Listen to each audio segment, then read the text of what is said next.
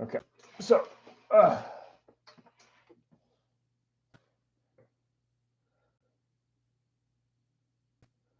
right. Okay.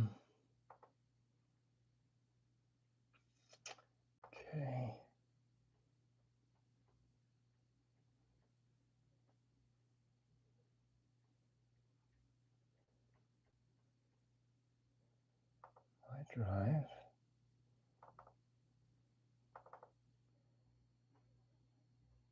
Awesome. Okay.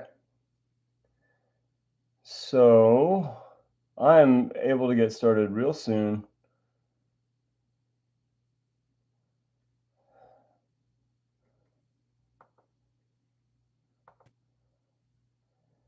Okay. So there. I'm wondering if I can split the screen. Okay. Can I split the screen?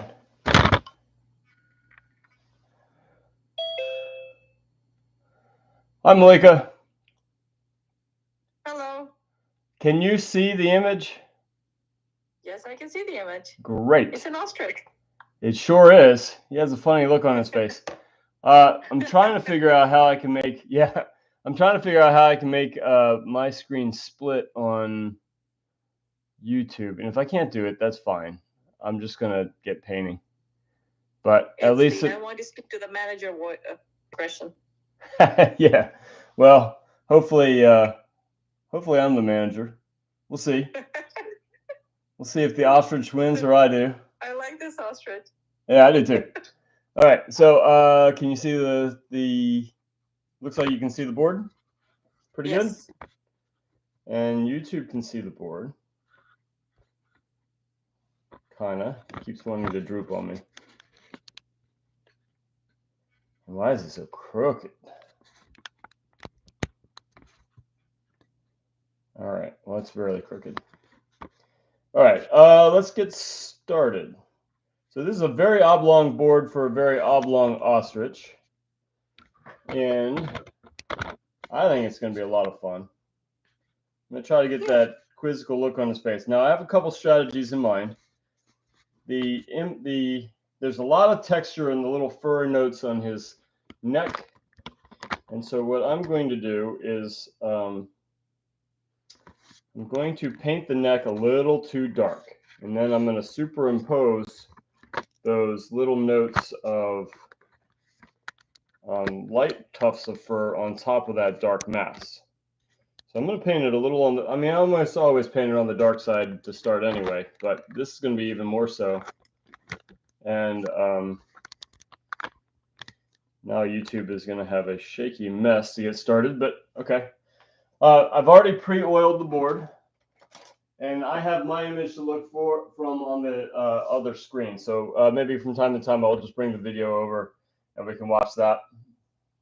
You know, just compare and contrast the image to the painting. Now, I'll say with every painting that I'm not beholden to the photo. I don't really care if my painting looks exactly like a photo. I'm trying to create a painting, and I'm using the model as a guide, the image as a guide for the anatomy and for the light, and then I'm going to do my own thing. Now, I want to be respectful of my board's edge. I want to have enough room for a negative space between a potential frame and this edge of the ostrich. So I think I'm going to bring the beak in a little and leave some more negative space. The other thing I want to consider is when I do these simple lines is I usually like the skinny version of what I'm doing, simply because drawings tend to grow. And also too is, any simple blocking is going to just be too simple to be accurate. So if I decide to elaborate from simple to specific, like, almost any painting would go if you have this approach, then I don't want to have to necessarily go back and forth between adding and cutting. It'd be nice if it was all just adding.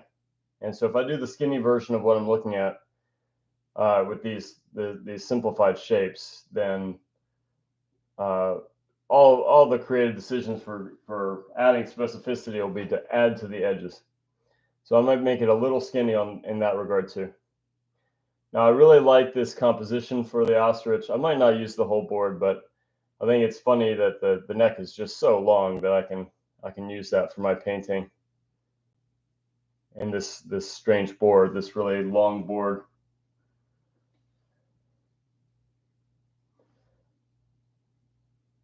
So I'm going to get more accurate as I go because I'll have more information to use.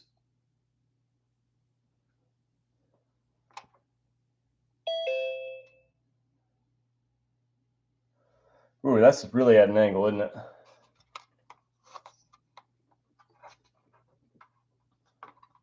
Hi, Hans. Maybe that's a little better.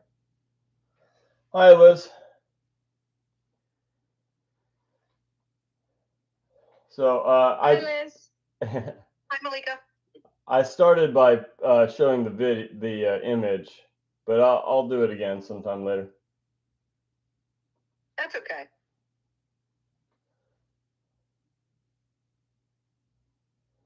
I don't necessarily like to show the image next to the painting. It's not that it's not going to be accurate. It's just that, you know, I was just explaining that this is a painting. It's not a direct copy of a photo. The photo is just kind of a helpful guide for getting started, knowing the anatomy of an ostrich, which I'm no expert on, and then understanding the light and the volumes.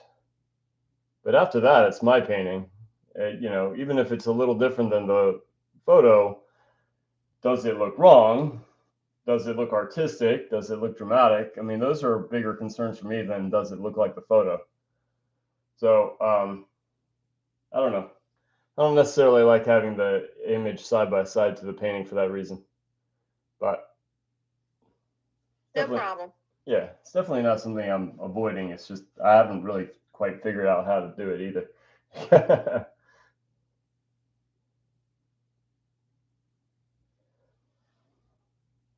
So as always, I'm going to do a pretty abstract start. These are very simple shapes that I intuitively see when I squint. Not eye shapes, nose shapes, mouth shapes. Not ostrich shapes, whatever that template would look like. He's got a real funny expression. You can ask Malika. Yes, I was telling Hans that it looks like that the ostrich wants to see the manager. That's good. I like that.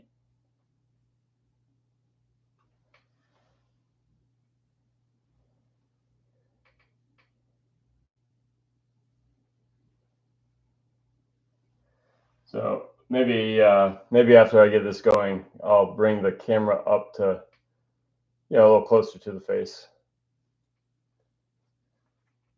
All right, so some of my lines were really tentative. They were just kind of mere suggestions. And I said in the beginning that I was making all my initial shapes a little on the skinny and small side for the sake of allowing the drawing to grow as I add these more specific bits. But also too is there's a couple lines that maybe had potential to work, but then they stopped working with the next round of shapes. So I always like to do the correction first and then do the erasing. I don't like to erase first. I like to use the old marks as good information for the correction.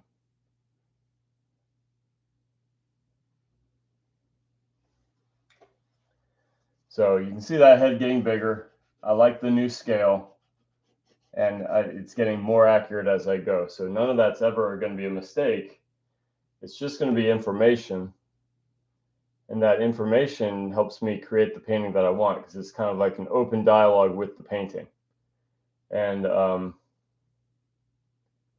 like that idea that we're, you know, just constantly redrawing all the time, just from start to finish.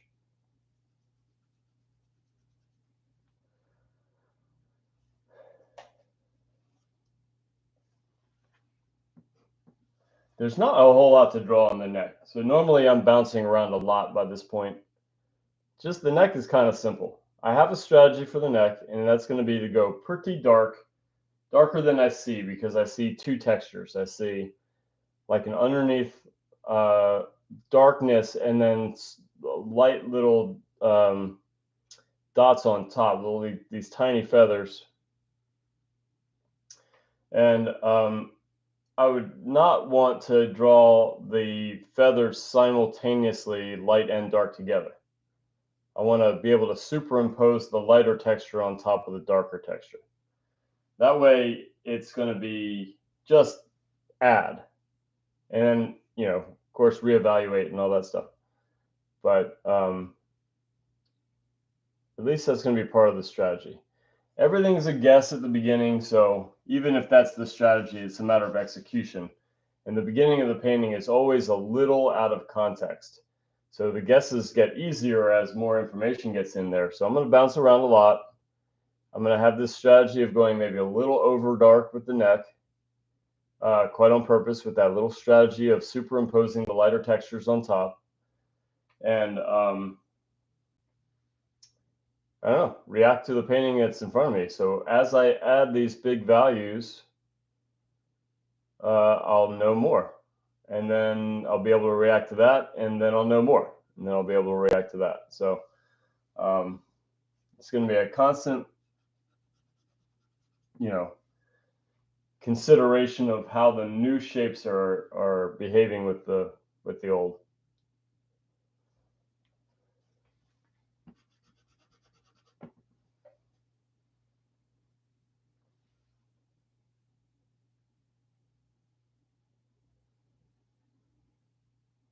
What I just did there was not erasing, but drawing with the paint rag. And there is a pretty good distinction there. If you're drawing with the paint rag, you're kind of drawing light. And so I felt like I needed more light here. So it might have looked like I was just kind of contradicting what I just said about making a correction and then doing the erasing. That wasn't erasing. That was drawing light. Just like here, I just drew the light going from simple to specific. And sometimes it's just a mistake. You know, maybe I took that dark too far. And then I'm drawing the light back in to, you know, be that next shape of light. So that little mark right there, there's a really pronounced nostril opening. And then right next to that is this little triangular dark on the beak that I have no idea what, you know, I don't know my ostrich anatomy, at least not yet. And so I don't know if it belongs or not, but even if it's something that I wasn't sure was necessary, it's still a great spacer. So with this little triangle of dark and that little sliver of light, and then that dark again for the nostril opening, I can use every one of those as a little drawing tool. Simply, does the shape fit or does it not fit? And if it doesn't fit, then I'll not only have information for that it needs an adjustment, but by how much. So everything is useful in the beginning. There's no such thing as wrong. There's no such thing as bad. It's just information that I can use to draw the next shape with and readjust and make sure there's an organic whole that I'm capturing. Now the photo has certain landmarks in it that I'm going to intentionally project the beak maybe a little farther than I see it. I don't know if that'll make it inaccurate, but it's an artistic choice. Because really, the beak really lines up with the edge of that tuft of hair. And I think it'd be better if it projected forward just a little bit more than I see. And that's going to invite ostrich experts to come out of the woodwork and say, well, I know ostriches, and that beak is too long. But me as the artist, I'll be okay with that. I mean, I'll mutter some things under my breath, but they won't hear that. I wouldn't be surprised if there are ostrich experts. I've met chimpanzee experts at the show. Yeah? And Francesca said that there were horse experts. There are all these horse experts and dog experts at the show. You can guarantee if you do a horse painting that some horse expert will tell you all about the minutia of the bridle and the anatomy and the gait and the expression and the everything. Just one of those things. And the proper response to that is, oh, good observation. You really know your horses, right? Doesn't mean you have to change anything, but you always want to be kind to people that are interacting with you about your artwork. Yeah, that's a good answer. I've had that situation a couple times. I've drawn a few horses. Drawn and painted. I've done at least one painting of a horse. And yeah, and it invited a lot of people who really know their horses, and good for them.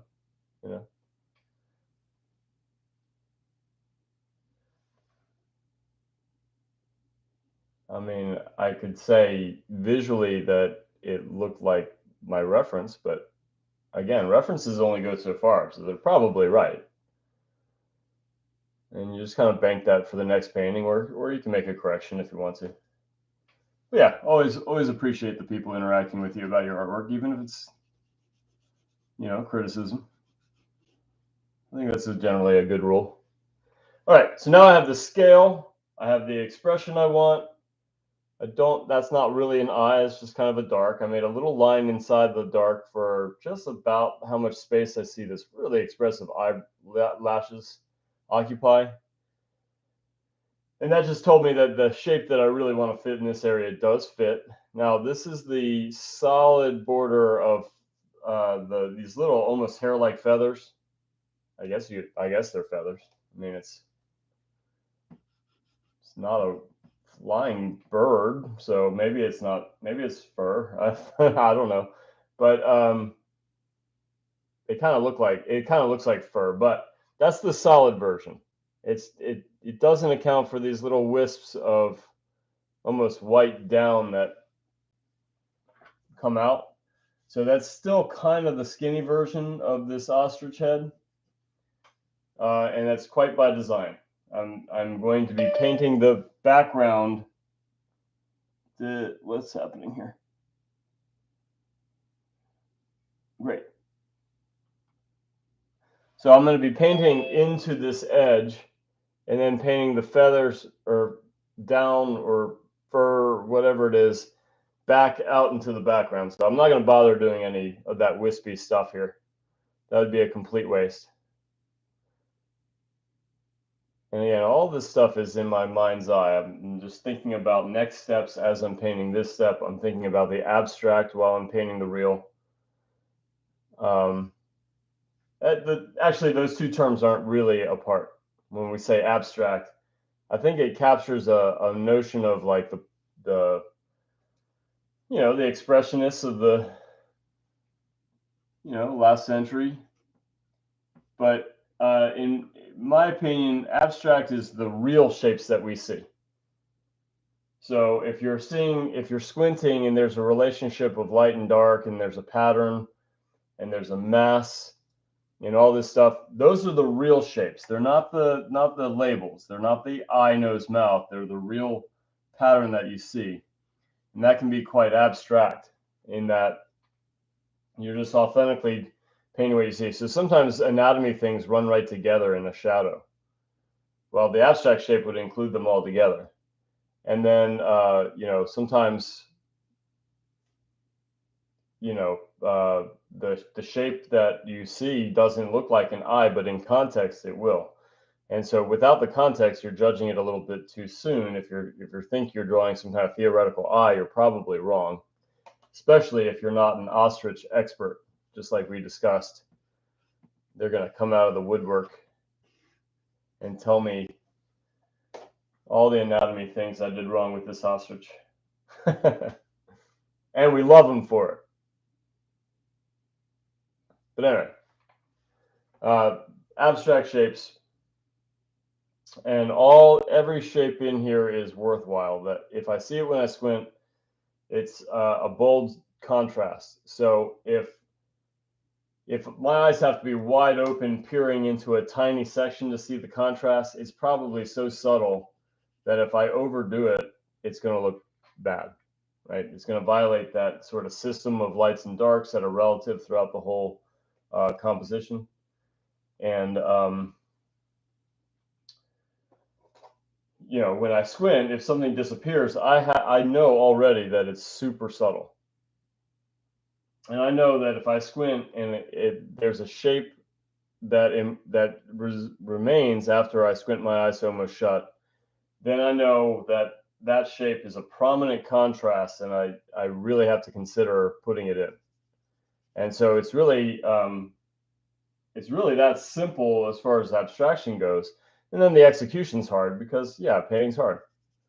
And it takes a lot of time to really get a great feel for applying paint and how much medium to use, how much paint to use, how to make the brush work, how to envision those future steps on how this kind of blocky abstraction becomes shapes that we can recognize, and then becomes shapes that are reacting to the light, and then becomes a style that hopefully attracts people from across the room, because it does no good to have detail that doesn't work for the whole, because really people judge the work long before they come in and see the detail, long before they see the little brush strokes and texture and things like that. And so you want to be able to capture people from across the room with that artistic style. And is that a flat brush you're using? This is well, yeah, but it's a small flat. All right. Am I the source of this glare? Ooh, it's the room light. Okay. Wait 1 second. I'm gonna turn this light on and this light off. I don't see a glare. I don't see a glare. And okay, I probably have to do one other thing. Let's see what happens when I turn the light up. That's Glare City. You okay on Zoom? Yeah, okay. We weren't seeing any glare. Yeah, I'm looking at YouTube. Oh. Little glare. Little glare. I caught another one here in Glare City. Yeah. Glare City 6. Does this light work? Doesn't seem to. Nope. Okay. So maybe if I push this back a tiny bit, now we'll be in bright light. And how's Zoom now? It's good. It was good even before. I mean, like I was not seeing any glare. Okay. Yeah, I was seeing glare on YouTube. And now my clip fell because I was messing with it. Pardon me for technical difficulties. Nailed it. Okay. So, yeah, when we get to the head, I'm going to try to get the camera a little closer. This is still going to be the big block in. And the big block in is going to include the background. It's going to get a very simplified sense of light. And like I said with the neck, I'm going to go a little darker than I see, because I want to superimpose the light stuff on top of the dark. So let me just really quickly, I'll share the screen to the reference again. See all those little dots of light feathers on top of the neck? I want to superimpose those. I was talking to YouTube, but I'll do that for, oops, what did I do? What am I doing? Okay, in this share screen, there it is. Okay, and you on Zoom or on YouTube, yeah, you're not gonna see it there. Okay, you'll see. I already did a lot of glitchy things already, so I'm gonna get into the big shape block in, and then we'll take a little break to show the image again. Like I said, I'm not a huge fan of sharing the image while I paint, because it's just, again, it's not my mandate to copy the photo. It's my mandate to create a painting, and it's not accurate or inaccurate compared to the photo. It's accurate or inaccurate compared to your sense of volume and light and artistry, and you know, you'll probably assume everybody has an assumption on anatomy. So even if you don't know ostriches completely, why is that doing this? Even if you don't know ostriches completely, then it doesn't matter, because you're going to feel like there's an anatomy issue there. And most painting subjects, even things like water ripples and things like that, have a sense of anatomy to them. When that sense gets violated, it just looks wrong. And so I think that's generally true for even things like, if I paint a vase in still life and I have it crooked, well, that's going to be able to be picked up on instantly. So I have some lights in here. I'm going to squint my eyes and really just kind of get a foundation on. Wherever I start is going to be the worst guesses that are going to happen. But my system is that I like to start right around the focal point with just a simple guess. And that way I can base the secondary stuff off the primary, and then base the tertiary on both the primary and secondary. Then I go back to the subject matter, because now I've got more information to get it right. And so I'm not going to dwell on any one area. I already know where I'm going to exaggerate on the values. So that's an important note. All right, so that's a big time. That's part of my way of thinking is, if I were to err, I'd err in this direction. And so on the beak, I can tell that the photo is a little washed out and that the beak ought to have a little bit of redness in there that I'm just not seeing. So if I'm going to err, I'm going to err on the side of a little bit too dark and a little bit too red. In the midtones, I like to err on the side of too dark and too rich in color. And on the shadows, I like to err on the side of too dark and too low chroma, too lacking in color. And the reason for that is because we just don't see very well in the dark. Oh, Corey, the diagonal painting was pretty wild. You can watch it on YouTube. I got shocked about 8 times, maybe 9. I don't know if you can count the first one, because that was just kind of like I did a mistake on purpose so that we could just get it started, get the first one out of the way. But yeah, it was pretty wild. I was surprised. So I gave myself the creative freedom to use the last 20 minutes. What did I do? To use the last 20 minutes. Why isn't this working? To pull it together, but I didn't really even need to use it, and I was really surprised about that. There, finally. And yeah, some of them I thought that the judge with the buzzer was a little picky. Yeah, I thought it said you were recording me. Well, it is recording, but I'd love to chat with you. I don't know what to film. Anyways, so I went to the. Oh, is it recording?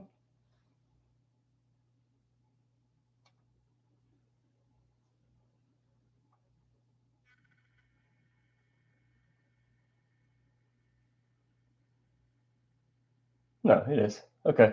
Yeah, I told you you were getting recorded. You won't be on film. It's just mostly the audio and my painting.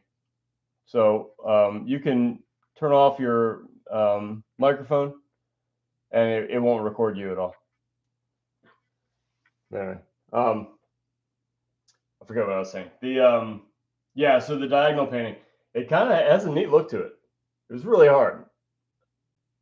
But yeah, the judge was I don't know. For some of them, I was just like, we got to go to instant replay on that one because I was getting shocked, and he was saying, well, the brushstroke was kind of horizontal instead of vertical. It's like, okay, yeah, just go ahead.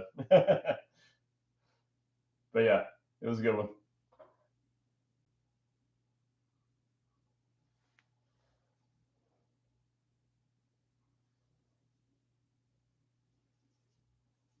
Oh, that's phthalo. Yikes.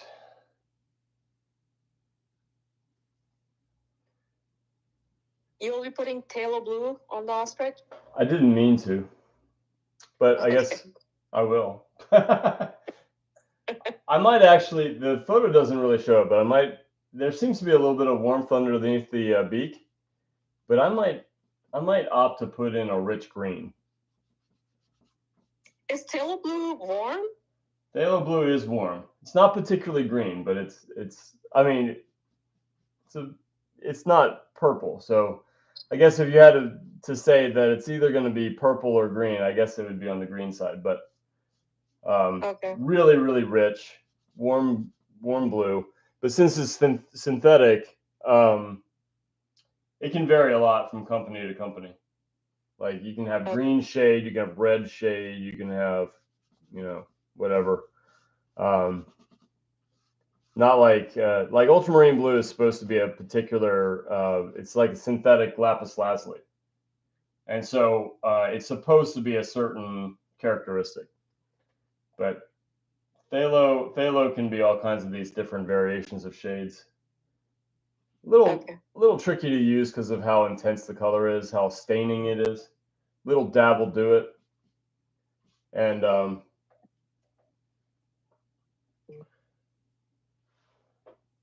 don't know. I like it because it's transparent and warm, but it is a little tricky to control.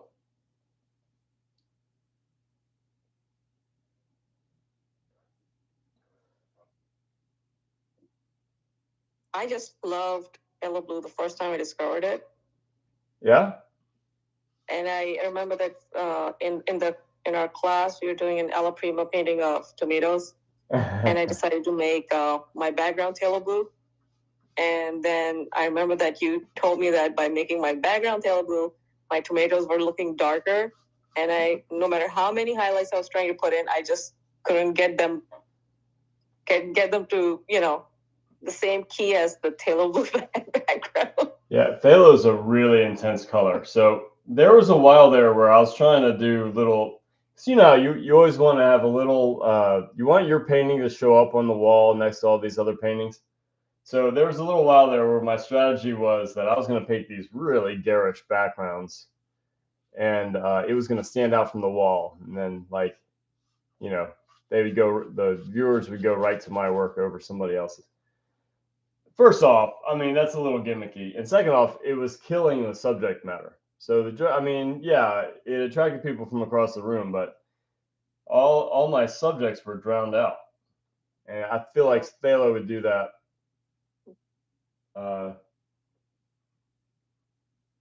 Pretty easily, because phthalo is just super powerful. For a while there, I was calling it the evil pigment because no matter what, it was going to end up on my clothing somehow, and it's like impossible to get off. Yeah. That's what happened to the gallery building. Phthalo, I used to have carpet, and a student spilled a whole thing of phthalo blue on the floor, and there was just nothing to get rid of that. And so we pulled it up and sanded it. I think it looks great. So that was a happy accident. But yeah, I mean the gallery floor looks really good now. Yeah, the gallery floor does. I mean, I'm surprised it survived that carpet phase. What am I trying to say? The radiator exploding. Oh yeah.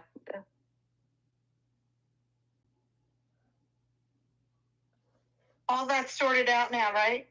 It still smells like mildew a little bit. We're working on it. Yeah. I painted an area, and we're putting on and we're spraying and we're drying the place out and all that. I mean, it'll be safe. It won't smell like that for long. We're just doing you try something and then you give it a little time and then you try more and then you give it a little time. So Yeah. I mean, we're doing it. We're addressing it. It's gonna get good. All right, I like my scale. I think this is probably going to be a little bit blue. I'm just going to keep that in my mind's eye because again, I'm not going to perfect any one spot yet. They're all just suggestions, and they're suggestions out of context. So I'm going to wait with that idea that this is too blue. It's admittedly too gray. I mean, too dark. I mean, in fact, I could probably go even darker for the underneath texture. I might do that. But again, it's going to be something I'm just thinking about. It's not going to be something that I have to act on right away because my idea of where I'm going is going to be so much better when I get that background in, when I finish blocking in the head. And I just want to use a little bit of patience because a couple things happen. One thing that can happen is that by the time I block everything in, what I thought was not working might start working. I've seen it happen many, many times. The other thing that can happen is that I still want to change it, but now I've got a lot more contextual information to do a better job because, I'd be, even if I fixed it right now, I'd be fixing it out of context. I'm just as likely to make a different mistake, if not the same. And I don't know. I'd much rather just keep moving forward, keep building information. I still have it in my head that maybe this is too whatever. In this case, maybe a little bit light and a little bit blue. And by the time I block in the background, I'll reevaluate. And that's where happy accidents can happen. I love happy accidents. I just don't feel like I should paint sloppy to get them. And that's a mistake a lot of people do is they qualify whatever they're doing just blatantly wrong as I'm just. I love hearing I'm just. I'm just means that you're admitting you're making this kind of sloppy mistake and you're going to have to undo it later. But that's not what I'm doing here. I'm taking the best guess I can, making sure I preserve my rich darks, and I'm just keeping a pin in it when I feel like there's something wrong with the quality of what I'm putting in. And sometimes what I think was a mistake at first becomes something that I want to keep as a happy accident. And so yeah, I'm definitely not going to paint sloppy just for the sake of let's see what happens. Oh, yeah, gotta watch it. Yeah, the final, you'll be able to see that image of the diagonal painting on Instagram. Oh, is it on Instagram? No, I didn't put it on Instagram. I'll put it on Instagram, and it's on my Facebook. I think I saw it on YouTube. Yeah, it's on your channel. Yeah, it's alive. Well, but I don't have the nude image for the thumbnails because it'll get. Well, first off, it's already rated for 18 plus, but I just didn't want people to accidentally like see a nude and be upset with me. I mean, it's not distasteful, but whatever. So yeah, it's not on the thumbnail, but you can definitely watch the live on my YouTube feed. And if you're looking at Facebook, you'll just see the still image of it with me holding it and with the image of the shock collar. Yeah,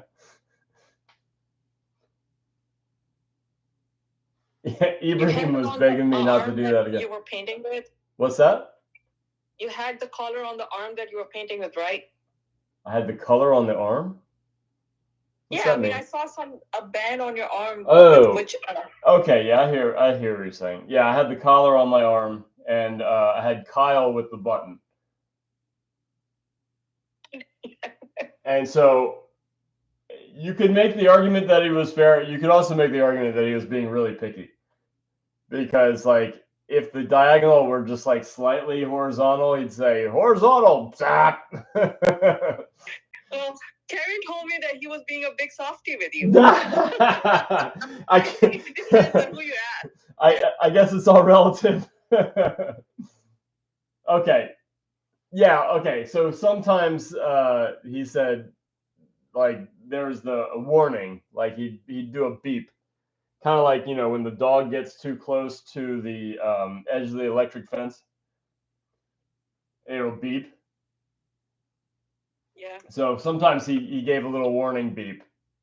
But sometimes there's at least 2 times where I was like, instant replay. We need an instant replay. But I was saying that as I was being zapped. little good that it did. It hurt. Yeah, I mean those are. Yeah, I could see why dogs don't like them. Yeah, I think your mom was telling us a story that you tested a shock collar before putting on one of your dogs, and then you decided not to put it on her because you said that it hurts. No, that was Doofus. That was Andy. Oh, okay. And yeah, he put it on himself. The story she could have told was that we were visiting my uncle Joel when he was up in Pennsylvania, and he had cattle, and it had the shock fence around the cattle, and so me and my cousin had a little contest who could hold the electric fence the longest. I won. Gosh.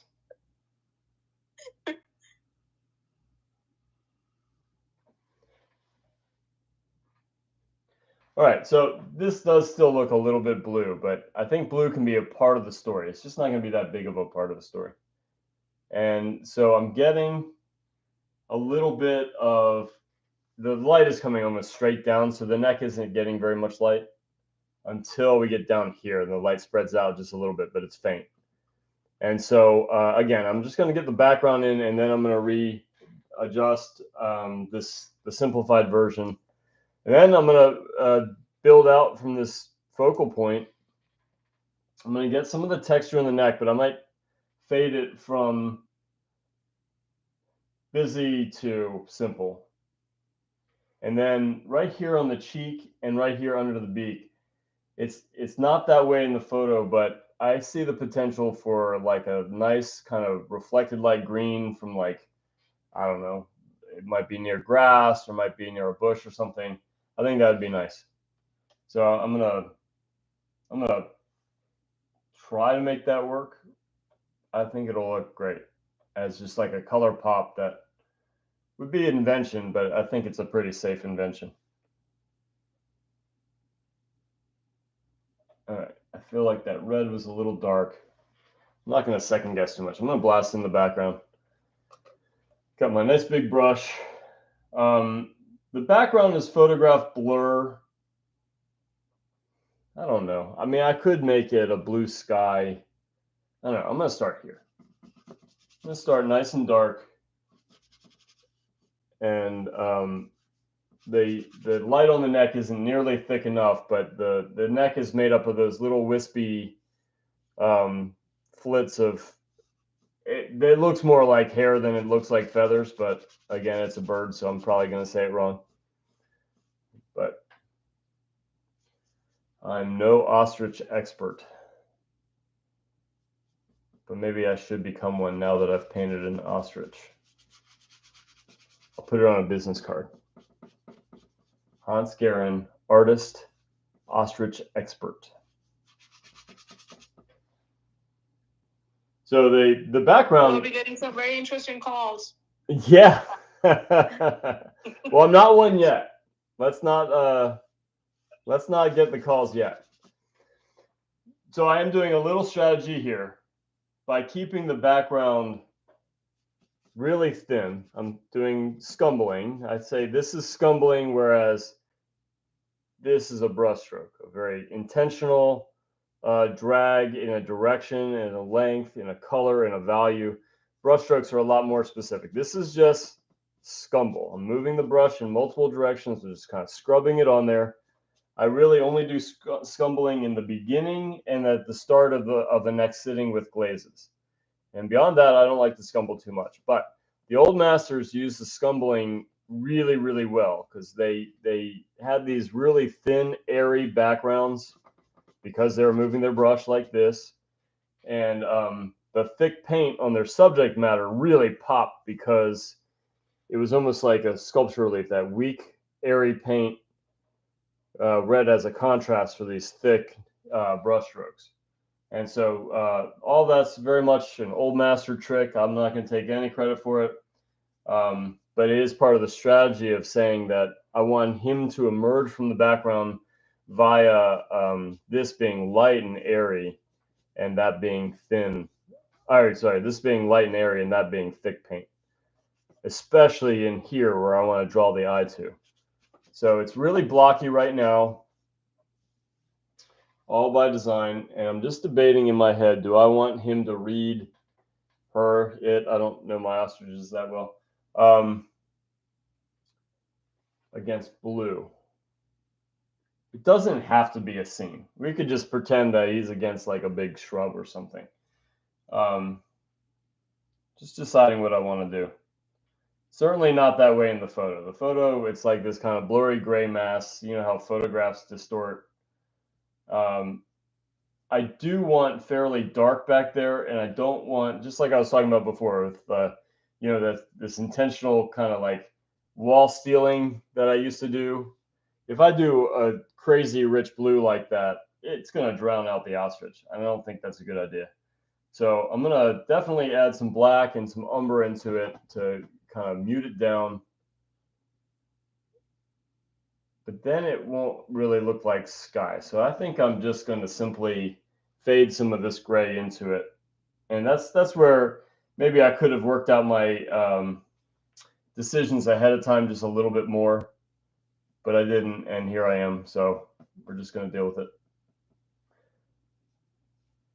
That's where, you know, we have a million fundamentals to consider simultaneously, and I didn't think about that one, and it's going to be okay.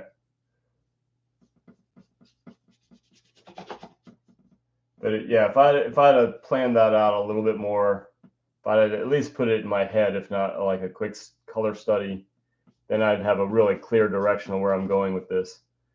But it's the background. I can wipe that off and do it again. I can change my mind. I can gray that down. I can do all kinds of things. So this is kind of resembling the photo in that I just didn't really have a creative vision for what I want to do with the background. Fortunately, this is all about the ostrich. Like this is basically a portrait. It's not an animal in a landscape. It's just portrait. So let's take a small pause to just look at. I need a shot collar to make me stand at arm's length when I paint. Yeah, that's one way to introduce discipline. Yeah. So I actually really like the block in right now. I've failed like 3 times to put the share screen on Zoom on my phone. I can do it easily on my laptop, but I'm using my laptop for Zoom. So, or for YouTube. The neck. It's really nice from my view. Well, that's where I was saying is like I didn't like it at first, but now it's growing on me, and that's why I didn't want to correct it in the moment. I'd rather just keep moving forward. And this is missing some things. Like I don't like to put too much effort into the things on the edges because either I've got to paint the background so carefully that I don't lose that stuff, or I lose it, and then I'm in a furious rage and containing it for all the viewers that are so nice to join me.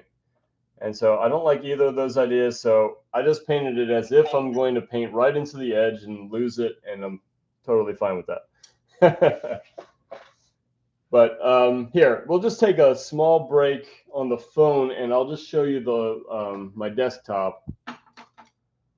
Rather than, I really got to figure this out though, because it's kind of embarrassing that 3 times now I've failed to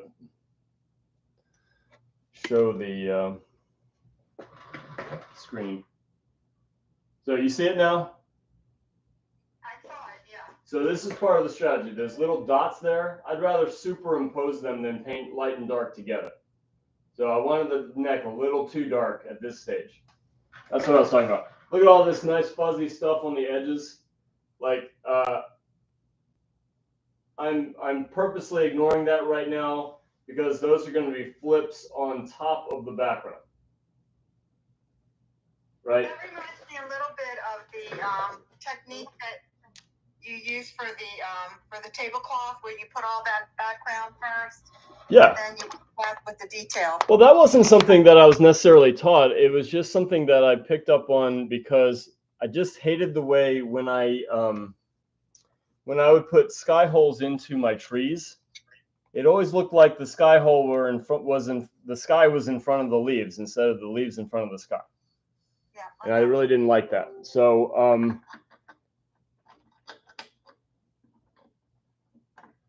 so I started really considering, it's like, well, what's the most proximate layer? And you know, what should I superimpose and what should I paint wet and wet? So I started being a little bit more conscious of superimposing things like all this kind of nice work on the edges and things like that. Right. On the lion, I'm going to do a very similar thing that I did on the lion, because on the lion, you saw that just with almost a single brush stroke, I would start at the base of the neck and I would just flip out. I'm losing it. No, but there's a direction to these hairs. So each one of those would be at a slightly different direction. And all that would probably be according to anatomy, my keen sense of ostrich anatomy.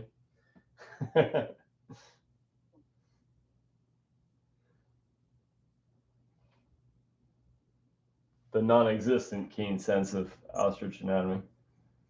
So now I can start being more expressive. I can start considering the next tier of specificity. So these shapes are going to get smaller. And just like I said, I like my paintings to have a voice.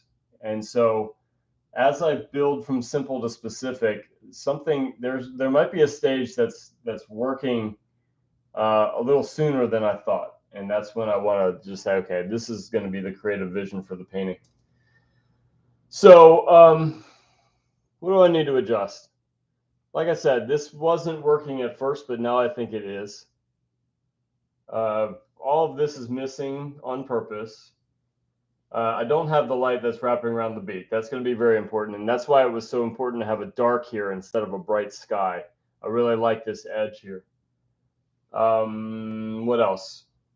The eye is going to get into the consideration of a lot of detail. And the nostril opening is maybe a touch too big. So now I've just taken some notes as to where I want to go.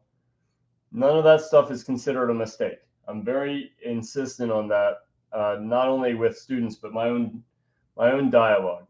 Like, I don't want to call it a mistake. Mistakes have a feeling of that it should have been right, and I wasn't giving it that kind of attention. I was only giving it the squint level, and they're just best guesses way out of context. So there was no way of just assuming that they were going to be right. And that little mindset shift, I think, makes a big difference. And there are no mistakes if you're treating this very simple and abstract. It's like a gesture. You give yourself 2 minutes to draw a figure. Well, I mean, figures are complicated. If you're going to talk specifics on the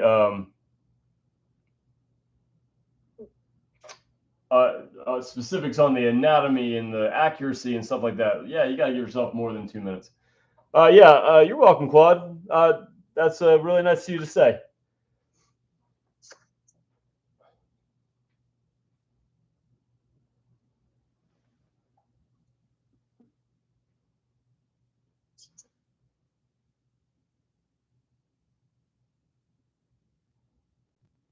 Yeah, just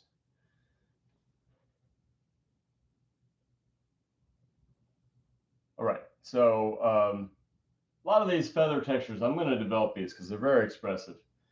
I felt like this little middle value in here wasn't giving me the right shapes, which made it worth it to do a slight adjustment. Wow, what was that? So, so we did. So in those figure contests or figure challenges, we've done vertical. Like every brushstroke had to be vertical.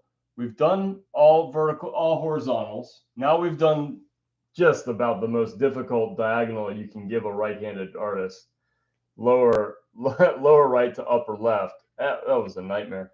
And then Tatiana mentioned maybe doing all dots. I don't know. That might be neat. Those are enforceable. Some of them aren't. Like if I'm just doing gigantic canvas, like that 5-foot canvas, that I mean, there's no way I'd get zapped because how would I miss? But like 5 inch. So all dots pointillism? Not quite like Seurat. So like, what if one dot was really big and like pink, and then the next dot was smaller and a little teal or whatever? I mean, you could be really expressive with it. I'm thinking about it. I think it'd be really tough, but that would be enforceable. Like if the brushstroke weren't like a dab, if it was more of a brushstroke, then yeah, I could get zapped for that one. I don't know.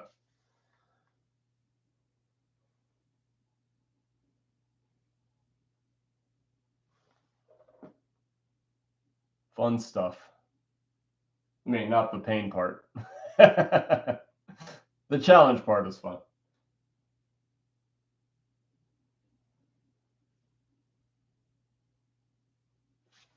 Okay, so I've made some adjustments. I like this setup.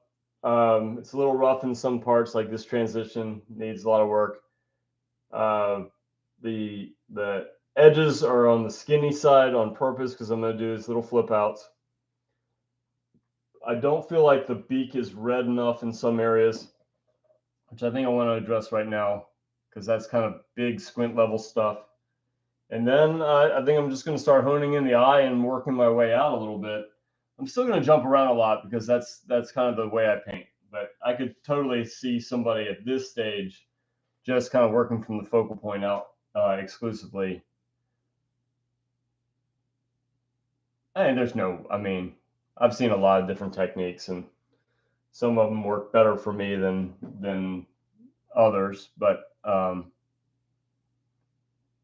usually the ones that you'll see on YouTube that start with like the eye and work their way out, and it's really specific, they are very impressive. I don't have anything bad to say about it. It's just that you'll see, if you look carefully, there's a very nicely done preliminary drawing. So there's really no guesswork for the proportions anymore. And it's going to be the same setup they've done a million times. So there's really no guesswork for like skin tone and light and setup. So not a criticism. Those are excellent ways of making a nice painting. This is a little different in that, it's not any sort of consistency. I don't think I've ever painted an ostrich before. This isn't the same light setup that I'm used to. And I really like this kind of simple to specific approach. It's an abstraction. It's a lot of guesses. I don't assume anything is right for quite a long time. In that other setup with the really refined drawing already in there and the consistent light every time, it's a lot less of guessing. And again, there's zero criticism there. I think those are beautiful paintings. I mean, I could mention names, but I'm saying all that with respect, not criticism. Not what I do though. All right.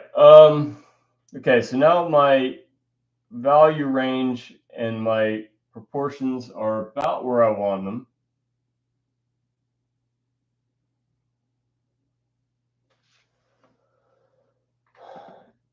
Yeah, let's do it. Let's get some details going. Eyes, nose, mouth. The nostril is probably still a little bit big, but I'll refine that with smaller shapes. I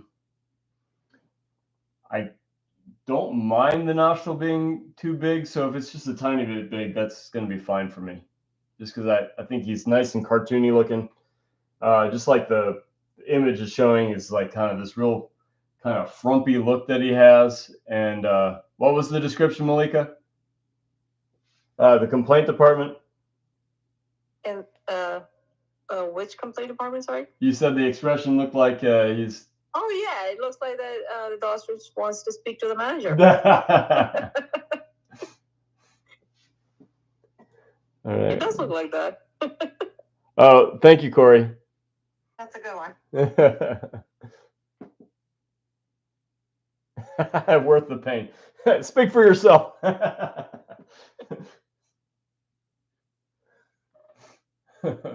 It was. I'm just joking. I don't know. I mean, it was quirky. I like the idea that, like, if you're going to do a restrictive method, that you're actually following it. And that's one way to just be a little accountable and be a little comical at the same time.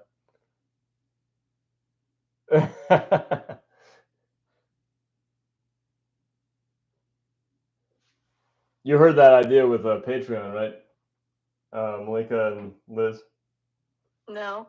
What's that? I thought of just getting on Patreon and saying, like, okay, you put in a small donation, you can shock me at random while I'm paying. Oh my gosh. Remember that. I mean, I might have every hair on my head sticking up. At least I'll make some money. Next thing you know, you can do very advanced math calculus in your head. There you go. Is that the secret? It could be. It could be. Yeah, I don't know any better on that one. Okay, so just like in the lion, I'm going to try to make my darkest dark. Not only in my focal point, but also hot, not cold. So this is not black. It looks like blacker than black because I'm adding a lot of alizarin crimson to it. And that warmth gives it that extra kind of richness.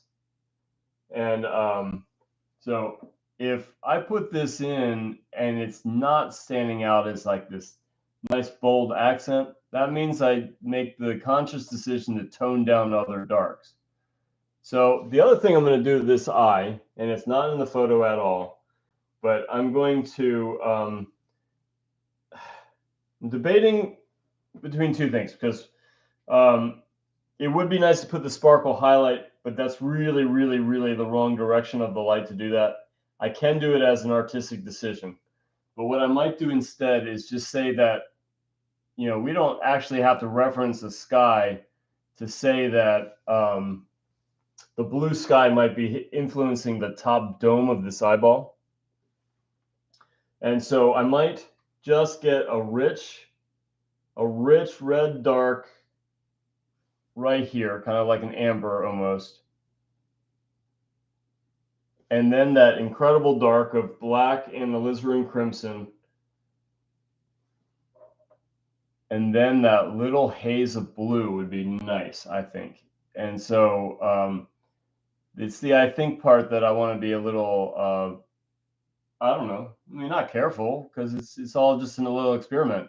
What maybe is the better way to put it is that I just kind of expect that it's a experiment. Like it might not work. And then if it doesn't work, then two things might happen. Then I might have the insight to make it work. And if that, you know, if it just simply doesn't work, it's not that big of a loss. It would just be something that I tried. So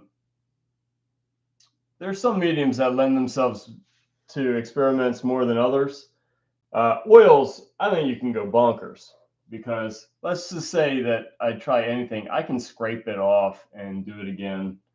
Normally, I don't even have to do that. Normally, I'll just put that next brush stroke on top and it'll be, you know, good enough, right? It'll just, it'll sit on that surface. So I can really go for it with oils. With pen and ink, not so much. With watercolor, you got to be a little careful. With acrylic, Yeah, you can do a lot of problem solving in acrylic, but my problem with acrylic is that, you know, you don't get that wet paint for hours like you do with oils. So if you don't handle it in the moment, then it's going to dry, and then you have to color match. And sometimes, like, you'll put that next brush stroke on it, and it'll just dry a little translucent. So then if you're putting a light over a dark, it might fade darker. And if it's the opposite, it does that too. And that can be a little annoying for me. But acrylic artists, that's just they know exactly what to do. So definitely not saying anything. I'm not besmirching acrylic as a medium or the acrylic artist that mastered it. It's just not my expertise.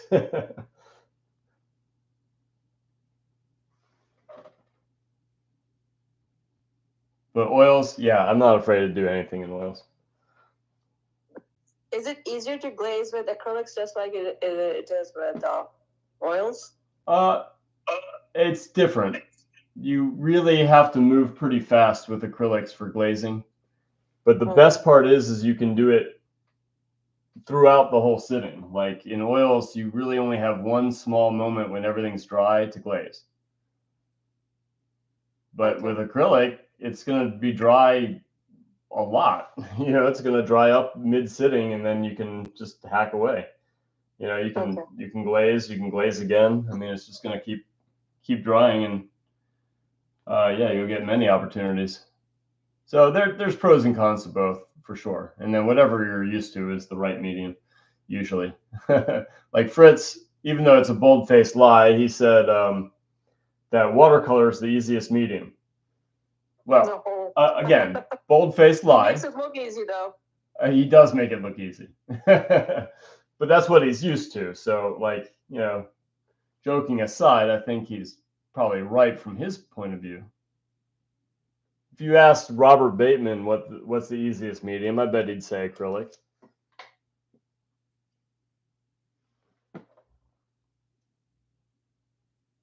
I've seen some great acrylics. I don't, yeah. It's not my best, but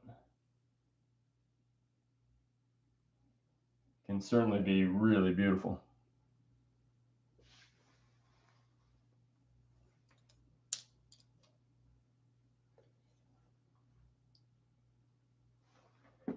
All right, so that amber that I was gonna let invent into the eye isn't quite working. So again, it was just an experiment. And the reason it doesn't work is because if I go any brighter, then I'll lose my pink eyelids. And I don't want to lose my pink eyelids. So I'm just going to go with a second strategy of letting the eye get terribly dark and then putting that blue flash from like the eye is a big kind of marble, right? It's glossy. And since the eye is facing up, then there's the potential for it picking up the sky on that upper third. And that's going to be a next experiment. Now, the reason why that's probably not in the photo is these the eyelids and eyelashes are substantial. So it would just be artistic license. Just a way of, putting my own personal stamp on it, making the eye a little bit more dramatic than I see it. And I'm trying to think of realistic ways to do it. And if realism doesn't work and I feel like it's dull, then I'll go with, artistic license. It's going to be maybe a little outside of realism, but in a creative, artistic way. And then it just has to hit that one little consideration of, does it look artistic or does it look wrong? And there's a fine line. And so it's just a matter of trying it, evaluating it, trying it again, adjusting, being able to put it into words. I think if you can put the problem into words, that you already pretty much have the solution. So again, I really like the pink eyelids, and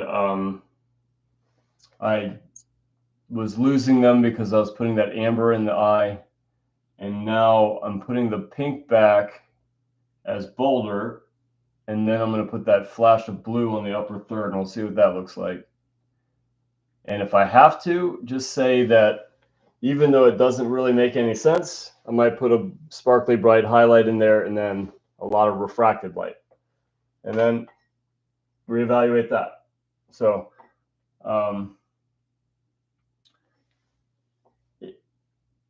if I keep hacking away at stuff on the eyes, I will still be inclined to say that, okay, I'm going to try again in a little bit. I'm just going to keep moving forward in other areas of need. And that's a nice thing to do. Rather than hacking away and getting frustrated, you can just say, okay, good enough for now. There's going to be some things that I'm going to do, but I'll get to them later when I have more information to work with. So it could just be that when I block everything else in, the eyes became bolder because everything else got put in. And it could just be that, I might think I've just nailed the eye, got it perfect. There could be no better ostrich eye. But then as I get everything else in, I could say, well, now that eye doesn't work because of all this other stuff. So there's something to be said about just like if you've been working in one area for too long and it's still in this kind of early phase, it might be a good thing to just stop, get back to the eye, keep all those nice ideas in your head, and get back to it when you're ready. So I went ahead and did it.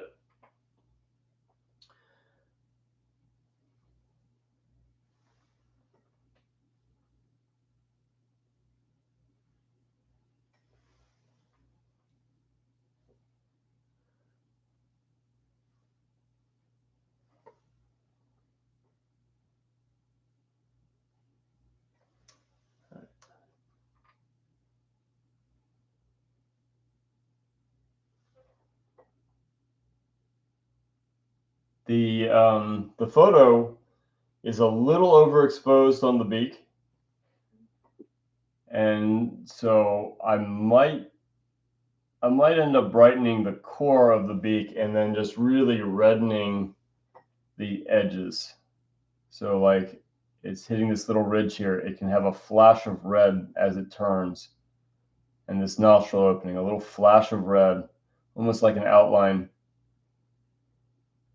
And then if I ended up keying the beak to almost pure white like I see it in the photo, then I might get away with it.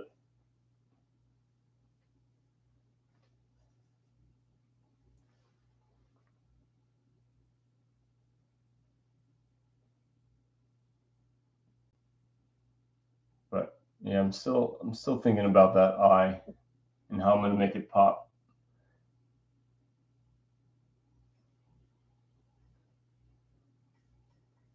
It looks nice in the photo.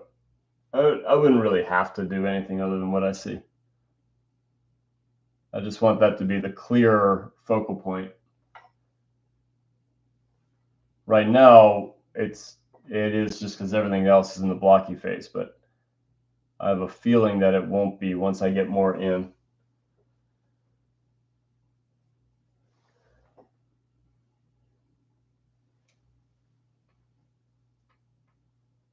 It's also starting to get a nice little looseness that I kind of like.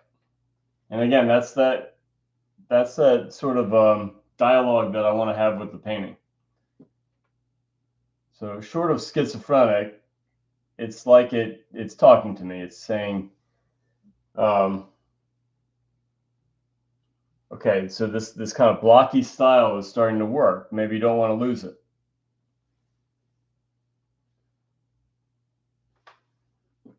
Now, that only sound really weird if I was saying it started to take on like a cartoon ostrich voice as it said it.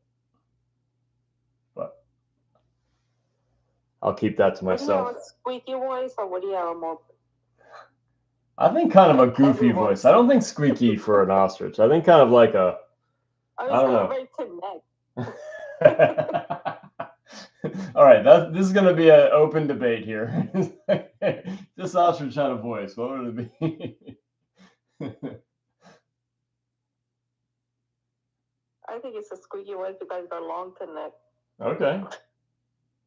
Well, I'm not going to say wrong because I really don't know. And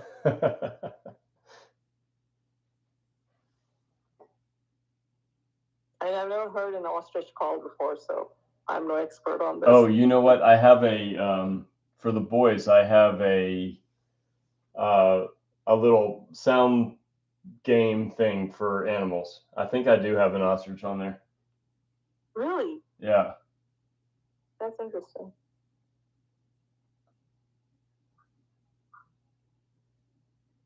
Okay, that was a little bit of a drawing error. That's okay.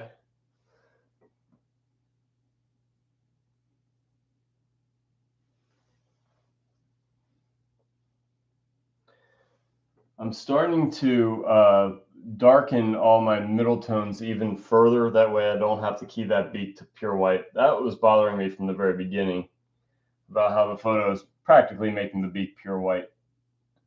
And so I made a little drawing mistake, but that's the nature of making quote unquote mistakes. I think it is still a little too early to call anything a mistake. I think there's no mistakes until we start getting nitpicky, like details. Then you can make mistakes, because then you start either protecting those little detail notes, which means that you're going to be painting super inefficiently, or you're going to leave something that looks like a mistake, and that'll look like a bad painting. Or it'll end up being that you spend all your time on this nitpicky thing out of context, and it became a waste because it didn't work.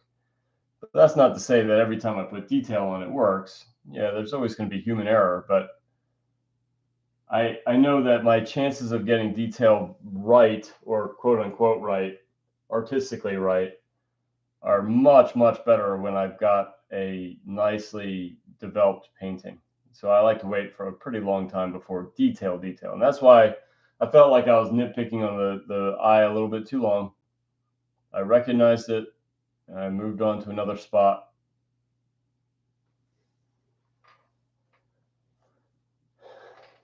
I'm also keeping in mind that this is going to look pretty neat with these little flips of hair and stuff. So the style is going to change a little bit. It's not going to stay this blocky, but there's some aspects of it that I can keep.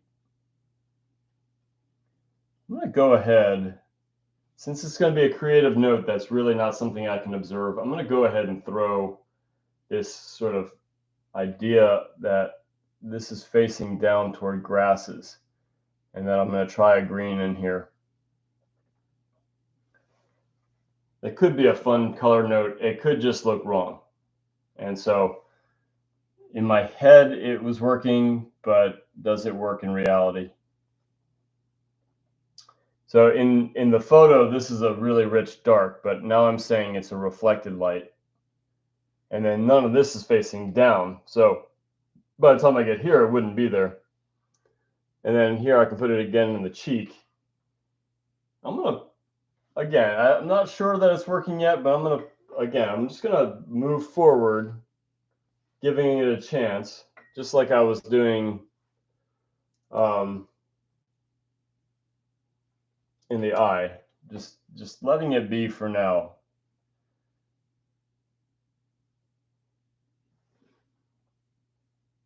And it's not something I'm observing in the photo. It's not like I can just sit there and compare it to what should be.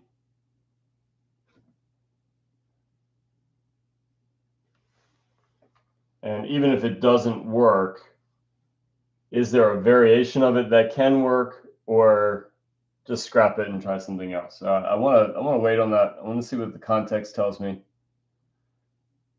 when I develop more things.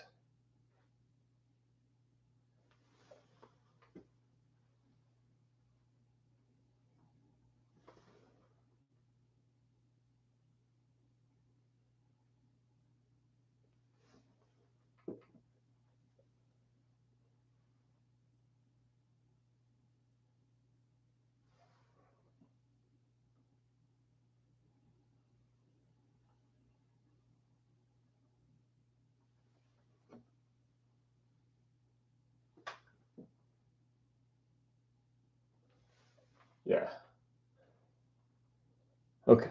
So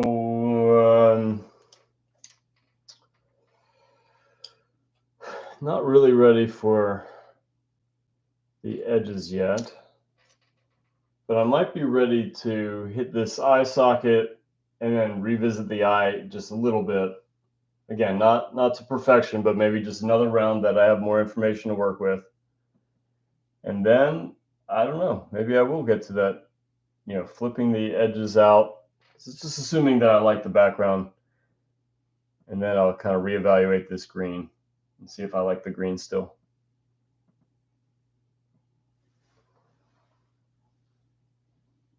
Okay, yeah, and the ostrich will occupy more space here.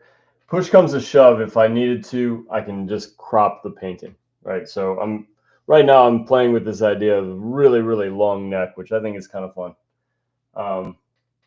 We'll see.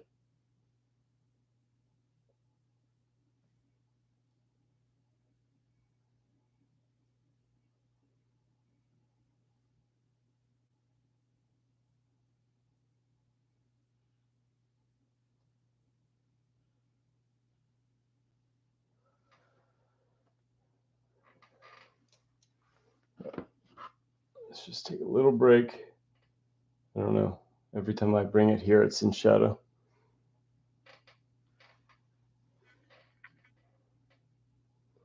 Yeah, that's in shadow. It didn't do anybody any good.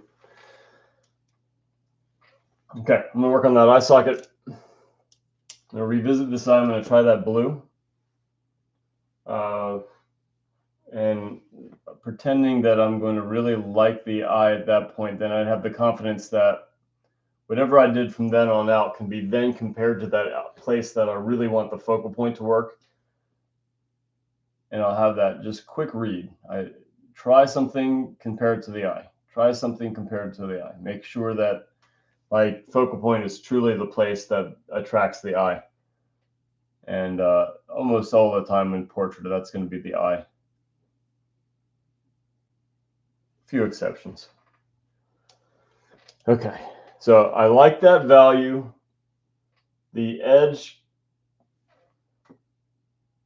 can be somewhat hard because this neck is in front of that fur behind it. This edge of the beak, I guess, can take on some of this green too, and that'll be part of the edge. And again, just pretending that grass is bouncing its light into the downward facing planes.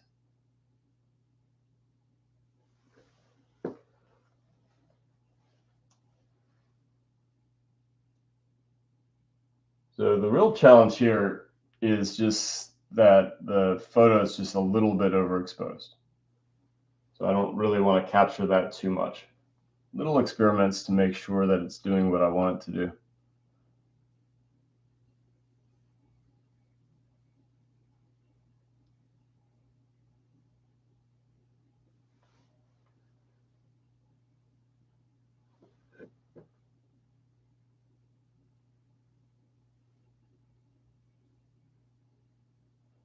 Just to irritate those ostrich experts.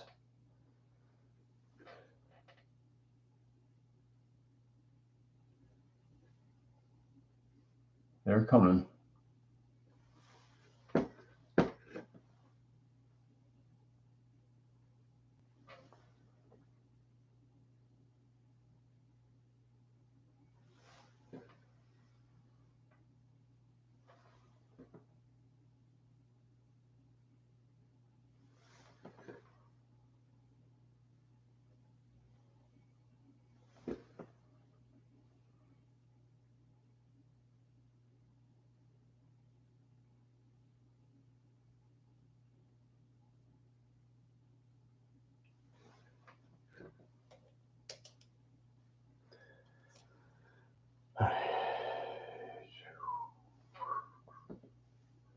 Wonder if I could just go really bizarre with this.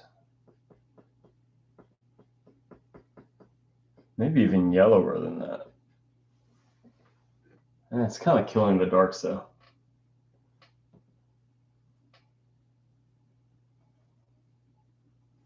I don't know. We'll see.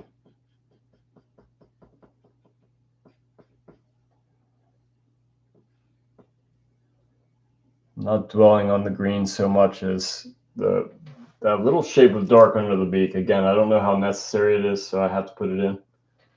Well, I don't have to, of course.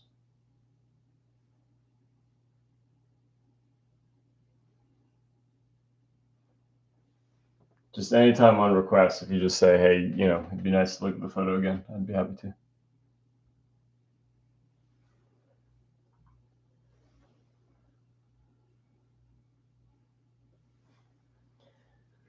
We're getting to the point where it'd be nice to start using almost single brush strokes.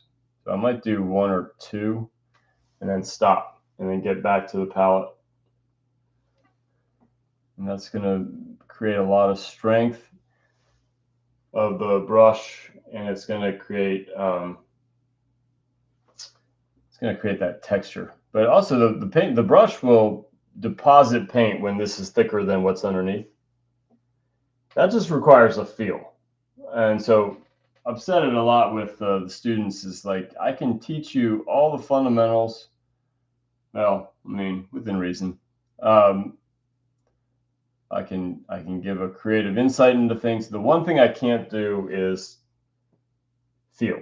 Right? The feel is something that has to be developed experientially.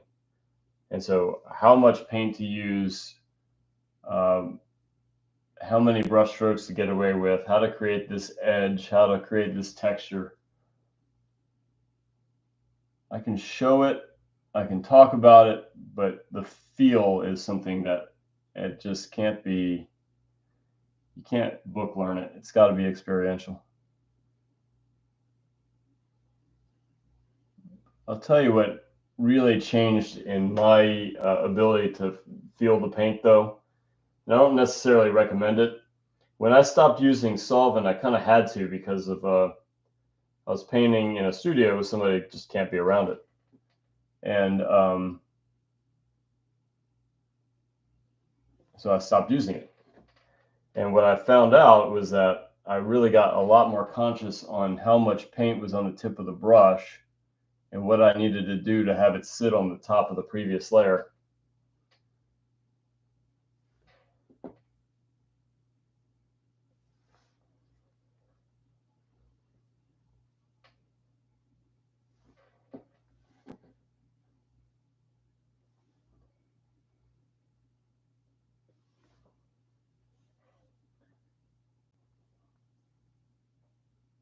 All right. So I'm going to develop this eye structure more. And when I'm ready just for a break with this stuff, then it's time for all these little notes of texture on the neck. So I'm just going to have it in my strategy is like, I'm going to need breaks from this real specific stuff. This is going to be a lot of busy work. So that's going to be my kind of pre-thought of, is like, when I'm ready to take a break here, I'm going to go to here and then might go back. And so it's just a nice little plan for taking little breaks. Doesn't seem like a break, so I'll still be painting, but in a sense it is. So I'm going with very warm, I'm going with a lot warmer of this fur that I see. I'm going with yellows, which I'm already kind of playing with exaggerated reds. I'm already playing with greens in here. So I'm doing a coloristic version of this photo, but I'm also explaining the story of the light being warm light as opposed to cool light or dead. Like if it goes from cool in the light to cool in the shadow, it's going to be pretty monochromatic. And if you're playing with color, that can just look dead. If it's truly a monochromatic, like a pencil drawing or a charcoal drawing or something like that, that looks fine. That looks normal. If it's a grisaille, if it's just simply a black and white painting, that looks great too. But when it's in color and it doesn't shift from warm to cool or cool to warm, it doesn't look right. And it doesn't really make sense from a logical level either, because you're saying that color of the light is in the light and the shadow. That color should fade as it gets more glancing. and it should have that shift. So the person that I recommend the most for that is Joaquin Sorolla, unfairly called the Spanish Sergeant. He doesn't need to be compared to anybody. He's great in and of himself, but I like my sergeant too. But almost as a rule in his paintings, you'll see it. It goes warm to cool, cool to warm, warm to cool. Every time there's a value shift, there's also a temperature shift with it. And it just looks really great.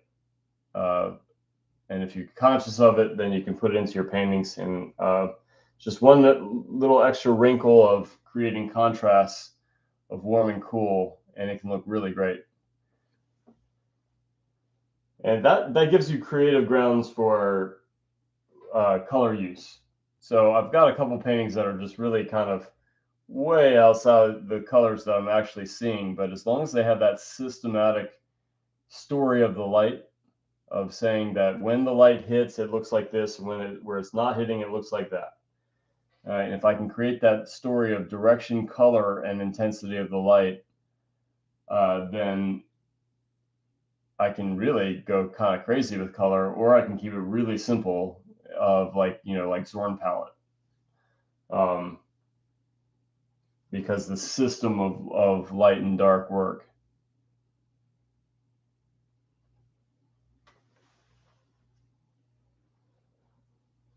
Okay, so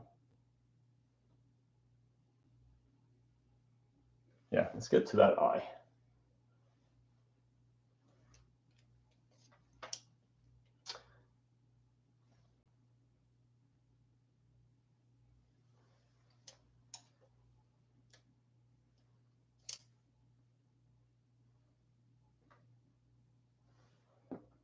I painted the background a little further than I wanted right there. That's because I want to then put this eye socket back on top.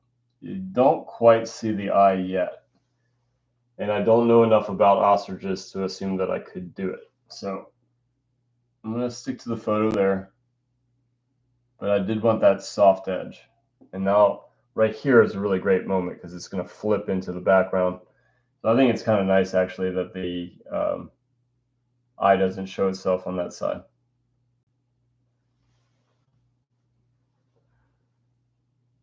And just like that trick before, I don't see it, but I can make up a story that at that very tiny edge of the beak, the overexposure fades a little bit and I can start to see like a pink outline. And again, it's just because I feel like I can get away with it. Might play up these blues and grays here on the beak even more than I'm doing.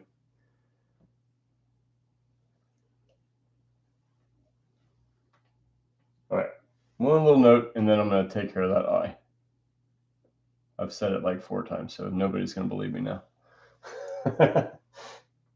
All right, so phthalo blue, a little bit of white. I'm going to put a little glassy, like,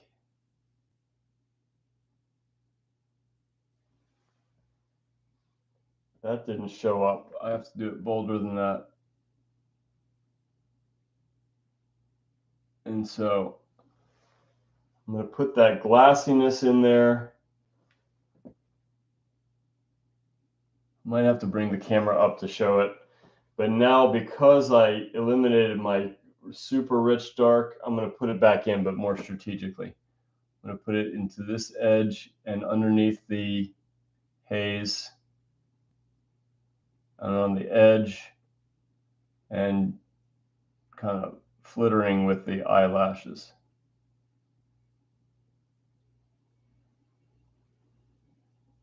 And then I reevaluate. Do I like it? I think I could like it if it were bolder. So I don't like it yet. And I might not like it at all. I just have to give it a shot.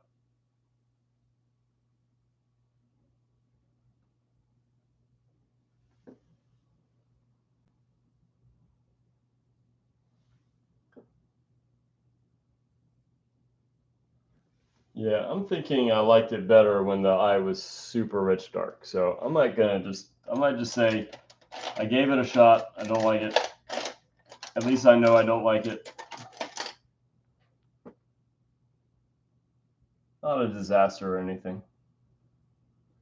Just looking for ways of making the eye extra bold. And that one didn't work.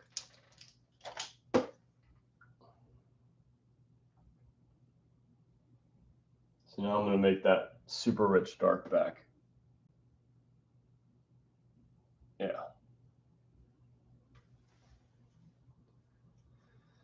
Maybe I'll go back to the idea of putting a little refracted light, even though it doesn't make much sense without a bright highlight.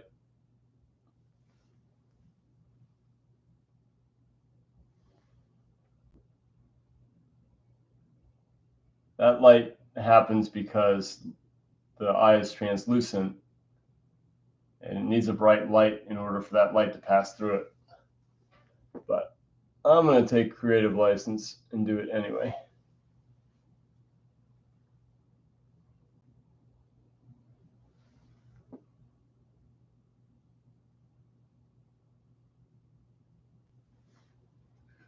See that a lot with like grapes, like artists that I do it a little bit. A lot of artists do it more than I do, of making this like pure color, rich, refracted light going through grapes. And that doesn't make sense unless you had a really bright light source going through it. But artists do it and it looks great, even though it's not technically accurate. It's artistically great. So for some it's worth it, for others it's not.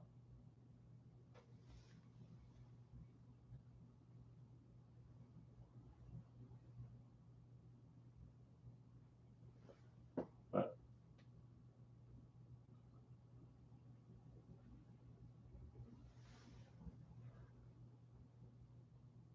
all fun things to do with creative decision making.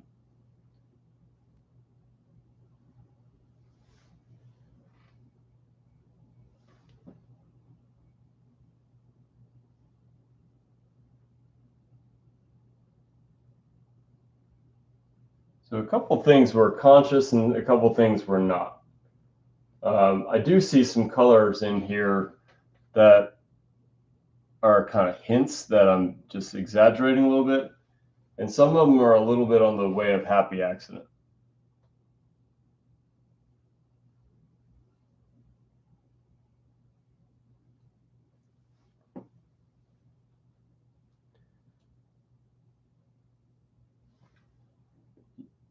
But again, the best way to get happy accident is painting not slow. I'm not painting slow, but I'm painting simple and I'm taking pauses to kind of see how it's working rather than kind of slopping things in and hoping for the best, which can happen. It can look good, I guess, but it's not a very good strategy.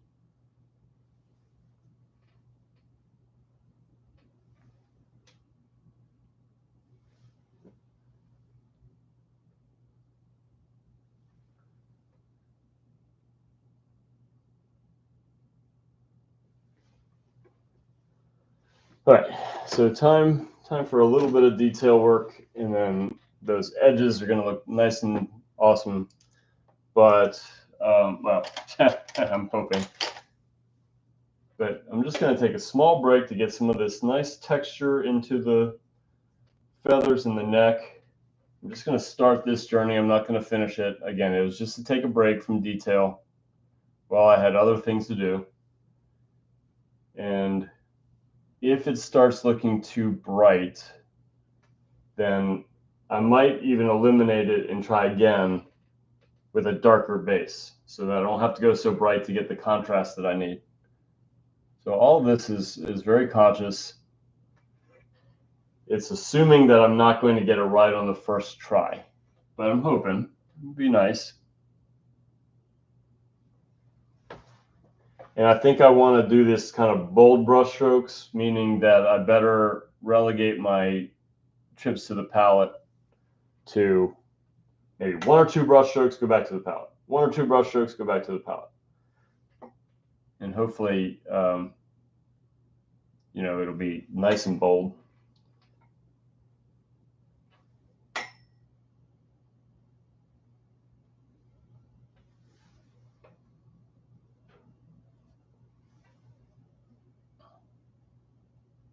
That's way too bright. Whoa.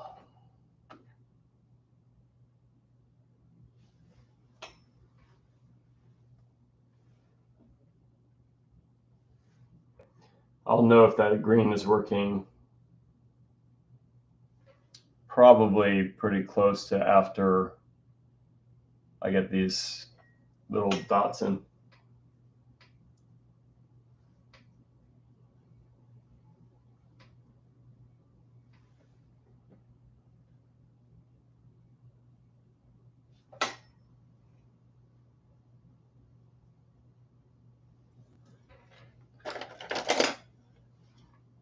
Some artists pre-mix their colors. I normally don't. I like the idea that if I mixed it the same way from scratch 2 times in a row, they'd be slightly different, and that can look kind of neat. In this case, it might be helpful to get a pre-mixed color to just simply dip and do dots. And then if it gets low color, that's okay, because I went pretty bold with the colors in here, at least compared to what I'm looking at. And it'll just be a form of contrast. If the rich colors are here and these are dull colors, that's contrast. That's the polar opposite. And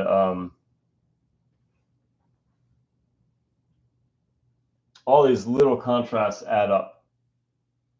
I know I was talking about that with the lion.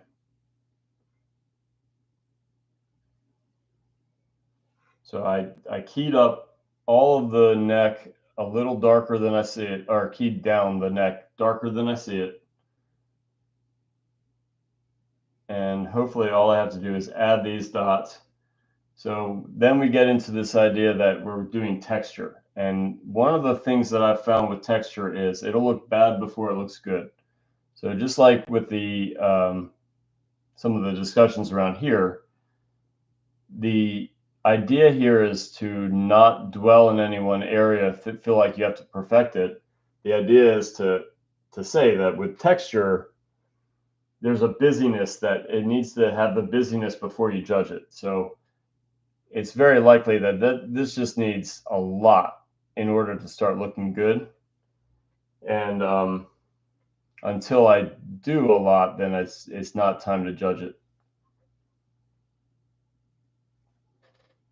And I want to work in my little scheme for a little green reflected light in areas that face down. That's too bright.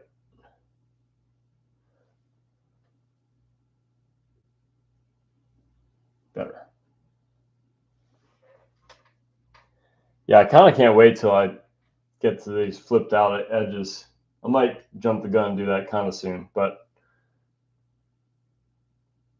I'm enjoying my little break, and in that break, I'm developing ideas for the rest of the painting. This little area here is tricky, but by the time I get here, it's just dots. It goes from thick dots down here to little tiny wisps here, and I think I actually need a smaller brush for that than what I'm using. So you'll see, you'll hear that I'm kind of creating a sense of anatomy, even though I don't know my ostrich feathers, hair, or whatever it is. It's like, this is the way it works, from thin here to thick there, from longer to shorter. These planes face up, these planes face down, and I can work that into my system of light. And then when I have all that considered, I don't actually have to copy what I see. I have a system for turning the form with color and texture. And so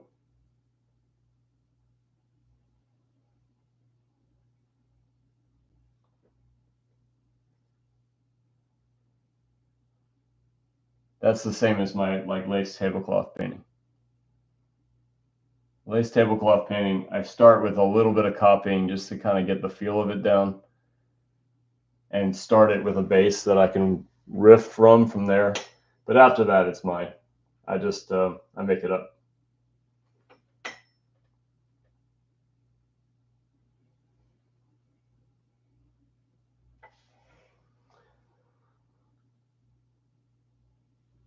Wouldn't it be exciting?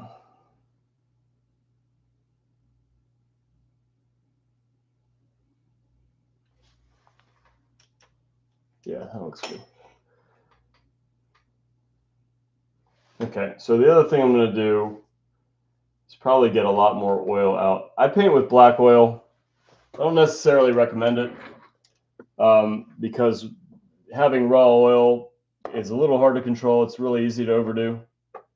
And so that's why Merge Medium it has a little bit of binder in it so that it becomes that gel, either through wax or through a chemical process with mastic varnish. But then you have a lot of mediums are similar, like Liquin and Neo McGilp. Rublev has a McGilp. It just means painting butter. I like Merge a lot because I really like the drying time. But again, I got really used to painting with just the oil, and that's what I use. So I really want a lot of oil here because I want that brush to really flow. There's some odd textures here. I think painting with old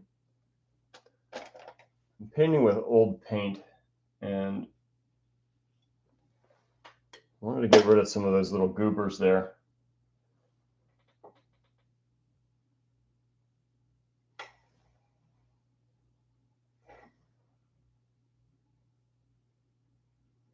That was pretty easy.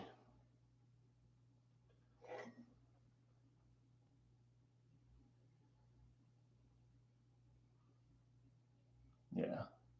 So I'm almost at the fun part. The fun part is going to be the hair textures. And like I said, I'm not gonna develop all of the neck. This was just like my little mental break from really high concentrated tiny brush strokes and important stuff. This is my filler. This is my busy work, and I'm just gonna develop some strategies up here as I'm just adding little hatches of paint. What I do have to keep my eye on, it's not mindless, because we have a very human tendency to create rhythm, like the same parallel lines, the same thickness, the same direction, same length, same negative shape in between, and that can look really bad. And so that's the one consideration that I have to be really conscious of.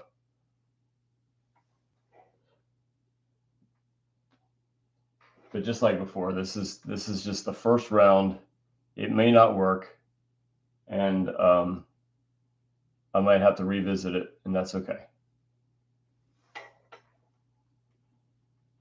I think it's working fine now that I'm getting more. Like I said, it needs a lot of busyness in order to work because it'll look wrong before that. But I think it's starting to work.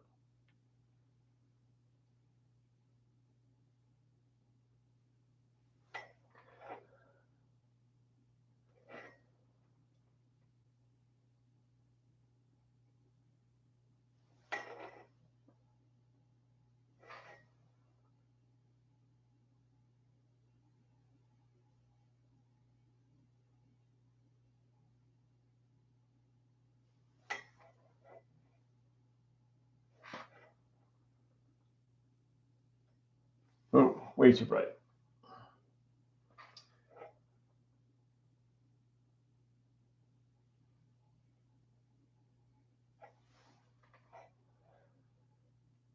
So just like in the neck, I did end up putting a few little darks in there. I was saying ideally all I have to do is superimpose this gray on top. But that's assuming that the gray that I put down first was dark enough, and I'm starting to think that it's not. And I might just end up having to put some darks in here. If it looks like the dark shadow is over top of the little light blobs, then I'll have to rework the edges of those blobs. If I just put it down and step back and it's not a problem, then whatever, it's done. So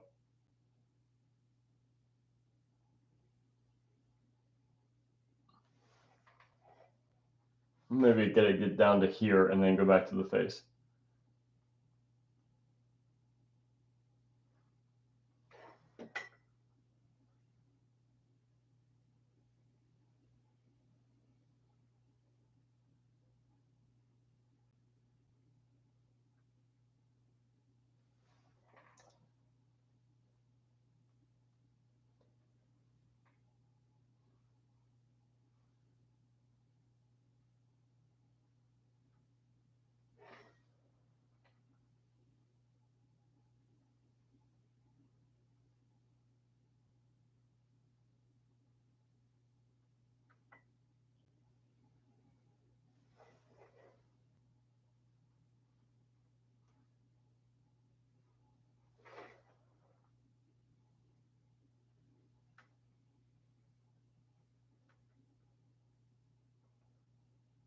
Yeah, Claude, you were there watching the shot collar one.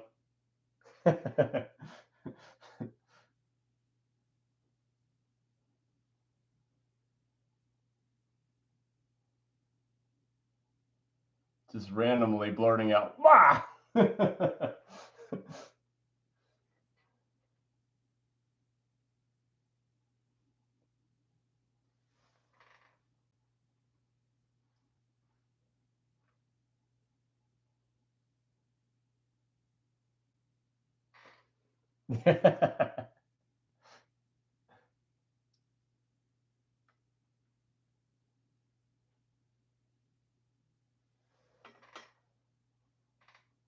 Well, I appreciate you being there.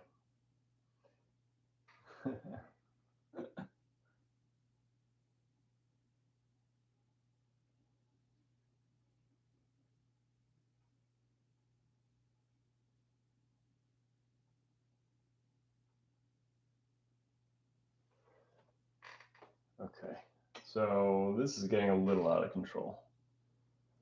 I started adding a little bit of green into some of these little flecks just because I thought, it'd be nice to have a little bit of color in there. But what's ending up happening is these textures are getting a little bold and a little repetitive. And so I just want to pick up on it while it's happening and just do a little bit of work. But I think it's coming along. I think it's gonna work just fine. Especially with a second round of texture making on top of it. And I really have to limit my brush strokes because wet into wet, these little strokes start to blend. And these little brushes hardly hold any paint. So I have to be a little bit aware of when it's making a mark and when it's mixing. Again, that's a feel, and feel is, something it's got to develop over time.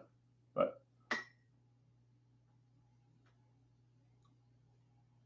all right.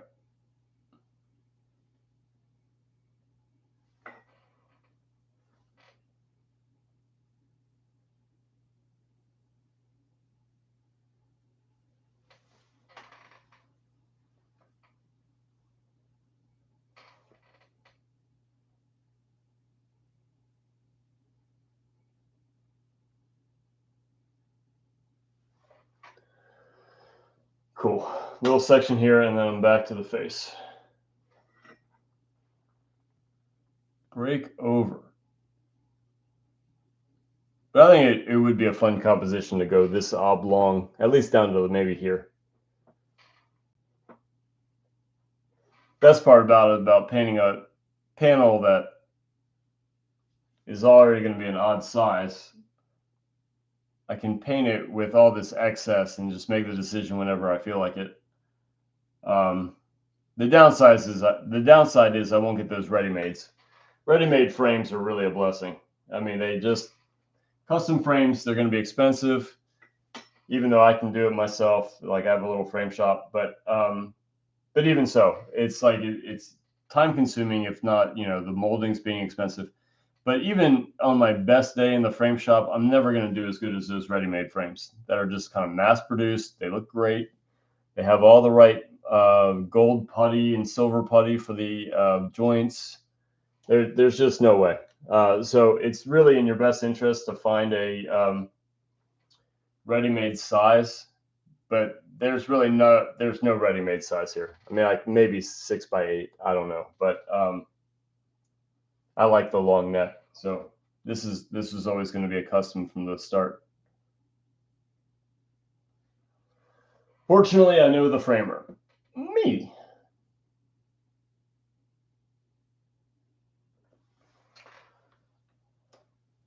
Okay. So the textures. I'm going to rework that beak just a tiny bit. But then, yeah, these nice textures. They're really going to sell the painting. So this painting is going to really come along as soon as those get in here. I'm keeping in my mind's eye this idea that I'm going to need some darker darks in the neck. But if this gets really bold and this is an afterthought, that might work. And again, it's just a matter of playing it by ear, having that in your mind, and just being open to the idea that when you get more information, you might change your mind. And that's the painting having that little dialogue with you.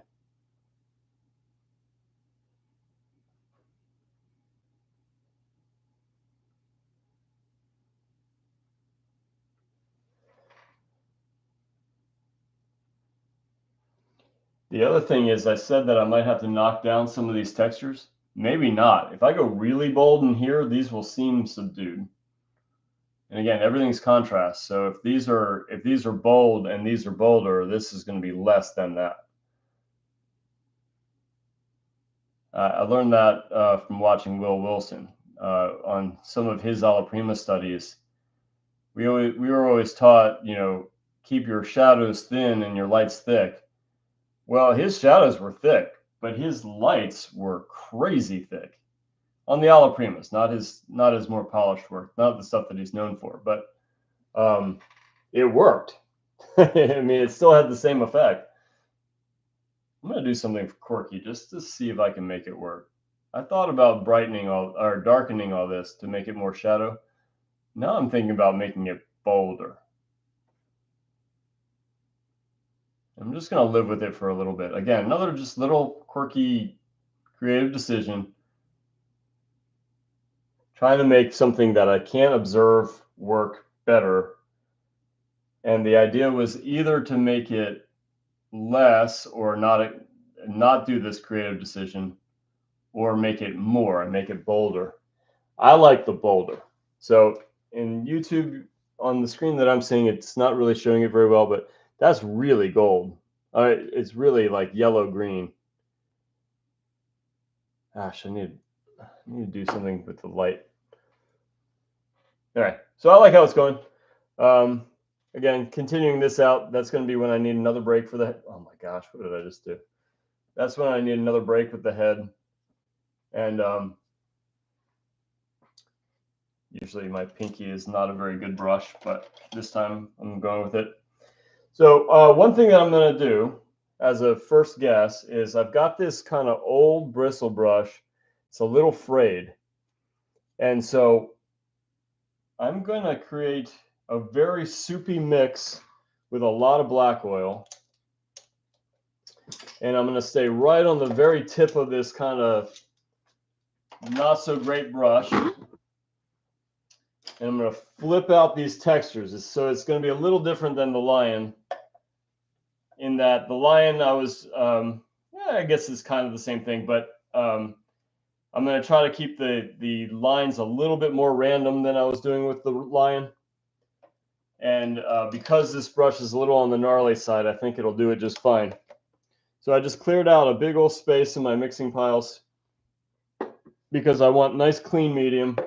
I could use solvent. Nobody's going to be down here. I've got an air purifier in the little downstairs studio here, so I don't have to worry about solvent fumes. You can get away with a lot of it. It's just good consideration to have ventilation. So now, I wonder how awkward this brushstroke is to be. Not as awkward as making every brushstroke diagonally from lower right to upper left, but sometimes it's good to turn the painting so that you're painting in a direction that's natural for you. All right, so I'm studying the direction of the hairs. These are pretty horizontal right here. That did nothing. I need to load up the brush even more. So my first experiment didn't quite do it, and that's okay. I'm gonna make it really soupy, a lot of oil. I'm gonna do it again. Yeah. But it's out of place because there's not enough of them yet. And so these are going to start to come down. Might have to clean some of them up a little bit. And if I have to support some of them with a detail brush, so be it. But I'm encouraged by what's happening. And these might be a little outside the length of ostrich hairs. But then again, I'm really banking on the idea that when the ostrich experts come out of the woodwork to criticize my painting, I already have it in my head. I'm going to say, oh, thank you very much. Oh, you really know your ostriches. Thank you so much for your comment. It's already there. It's already baked in the cake. So I'm not worried about the ostrich experts coming after me. And so remember, I was saying that the painting is going to suggest a creative direction. So I was kind of really feeling the looser brushstrokes.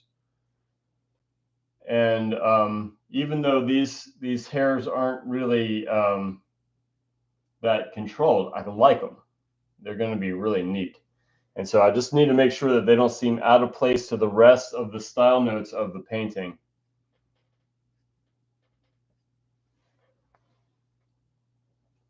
And I was mentioning before that this ostrich is going to get wider as I get these little strokes in.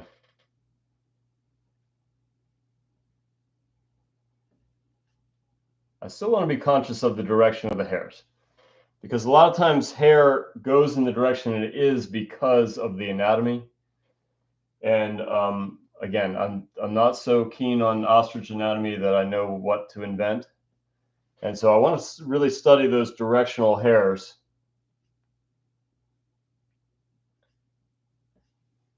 But again, there's some artistic wiggle room that I can definitely get away with. This is going to be a real fun spot.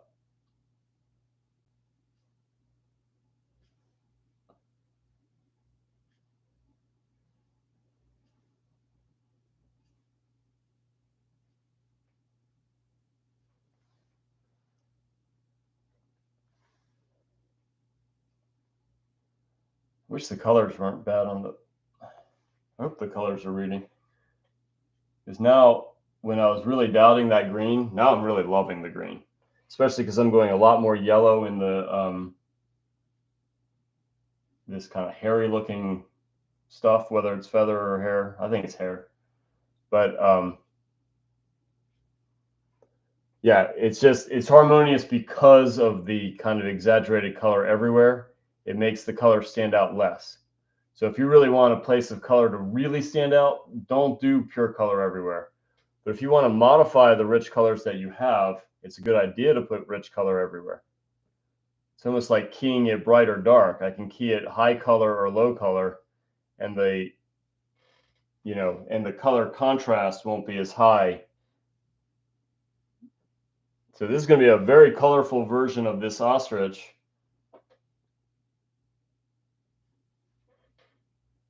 And it's all going to neutralize each other out with rich green, rich red, deep, purple, black. I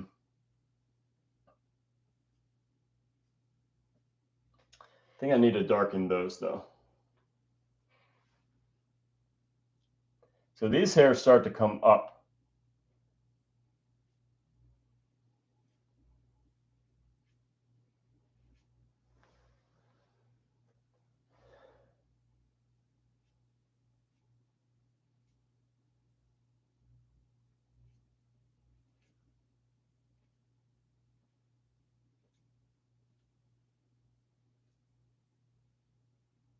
And then he stops getting as hairy as he gets down here. The flips get smaller. And again, that's just thinking of a potential for just like a trend. You could call it an anatomy, but it's like just picking up a trend, saying that the ripples of the waves are getting flatter and less wavy as they get further back in space. And then you have the anatomy of it. You have the light hitting on this side of the wave and the shadow hitting on that side, so you know where to do with values. And then you can make it up a little bit. All right, so now I want to darken it because I feel like it's too bright right here. And I'll play with the edges just a little bit because I'm getting a little sloppy with the edges, but that's okay. The inside edge, not the outside edge.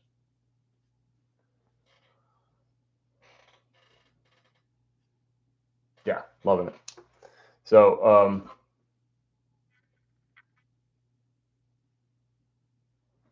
how are you seeing the color on Zoom?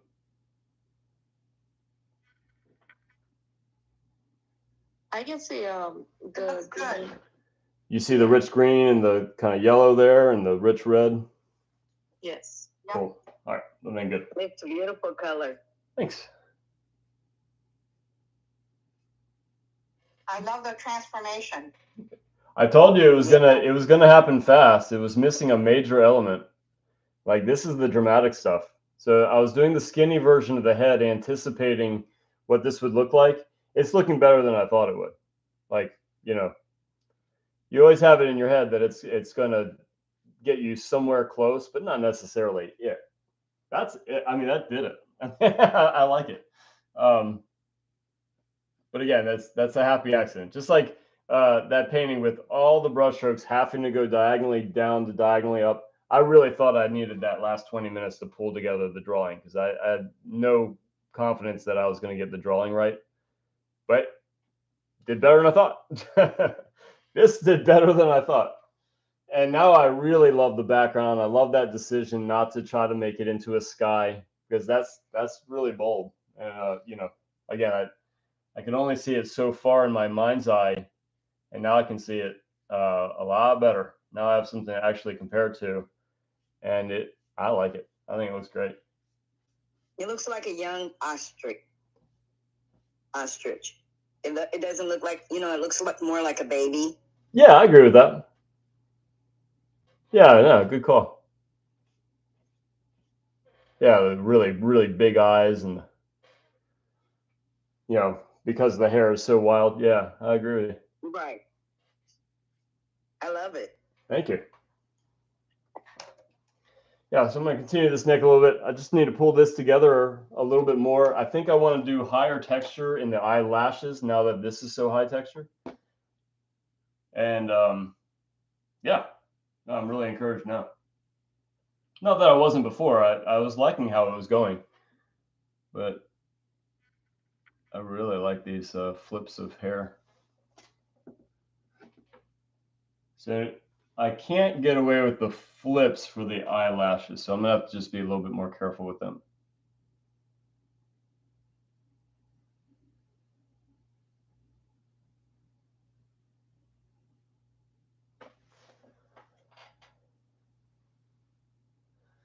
And I was worried before, we spent a little time on it, of saying it was like, well, I want to try all these little tricks for making the eye exciting.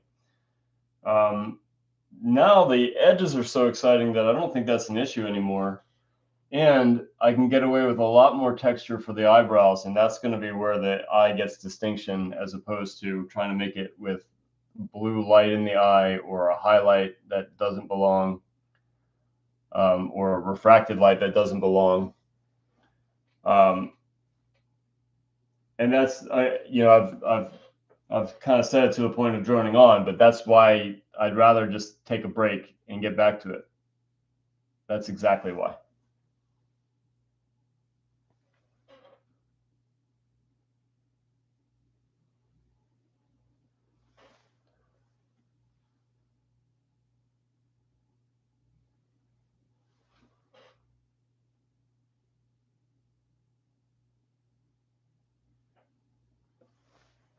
I'm going to paint that dark too far.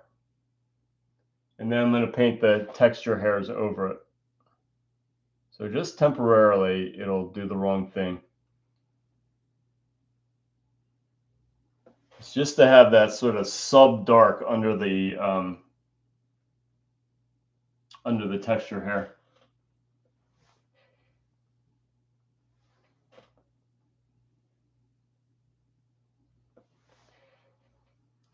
I think I'm also going to flip some of the hairs over the eye. What's happening in the photo is that the eyelashes go from bright to dark gray. And so you can't really see the eyelashes over the eye itself. So I'm going to make a creative decision to just keep the eyelashes bright. And that'll make it really dramatic. So this brush is actually pretty good as far as it has a really nice point. And I'm going to go ahead and say that that's bad for what I want to do.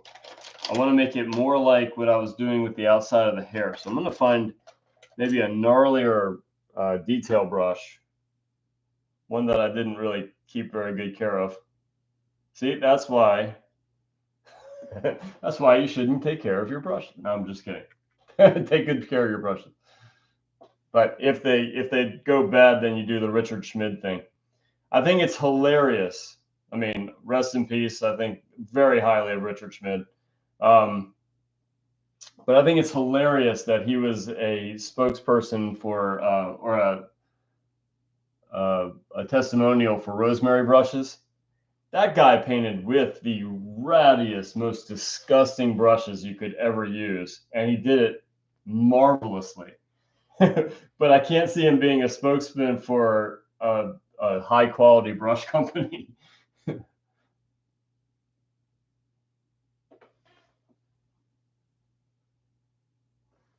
But yeah, rest in peace. That guy, amazing artwork.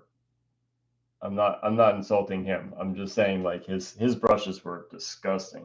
They were displayed in every direction, and he used it so marvelously.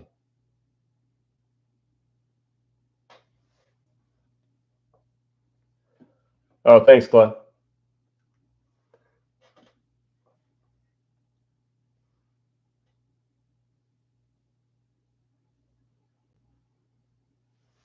So now I'm using my detail brush that has gotten a little poorly cared for to make random lines over that dark.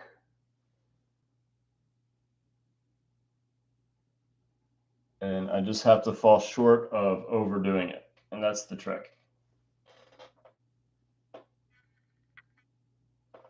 And so it's really easy to overdo it. So I'm just going to take a small pause on that spot and add some texture lines in a slightly different place, and then just see if I need more. But it wasn't a good idea to make that decision in the moment, because I'm kind of just too keyed into that one small spot. And I want to take my eye off, my attention off of that spot. There's a really, I use this guy for art theory, or not art theory, color theory. I don't really use him for painting technique, but what he was saying about color theory really applies here. Is that when you're in this kind of honing in phase, you get eye fatigue. And eye fatigue can really stop you from seeing how your painting is coming together. You'll lose all your color sense. You'll lose its relativity to the whole. And really, really great thing to just take a pause and get back to it. And then you got that fresh eye again. So I've done that several times in this painting.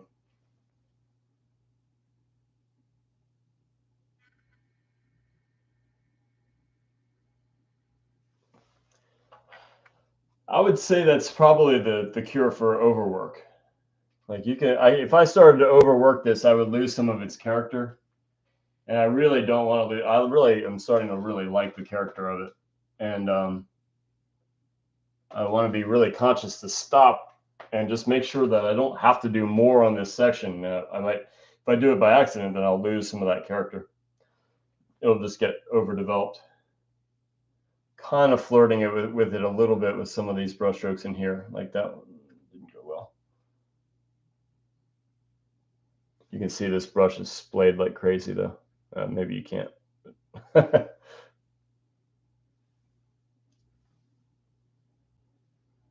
I can see one of this hairbrush at a 90-degree angle. Yeah.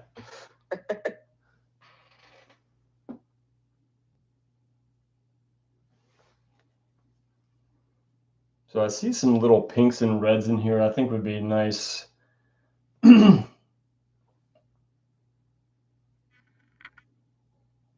And so you see that little flicking motion that I'm doing. It's because I'm only trying to use the very, very tip of the hairs, or else it'll make a brush stroke.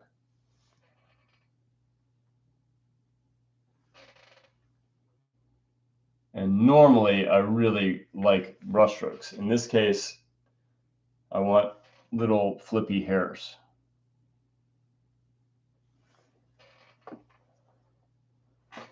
That in the photo, there's like a little band of, it's part of his beak, but I don't really understand it. And I think it's looking a little distracting. Either I should blow up the image to understand it better and just copy what I see, or I could eliminate it. I think I can get away with eliminating it. Again, I don't really know ostriches all that well. I might just make the creative decision to get rid of that little band in there.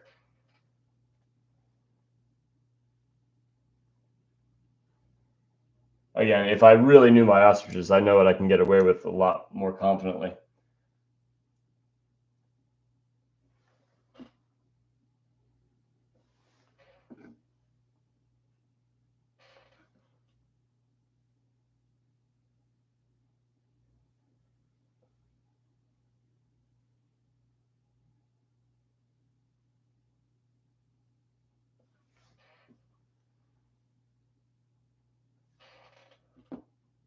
So just as I was saying before, I needed a little break from hairs.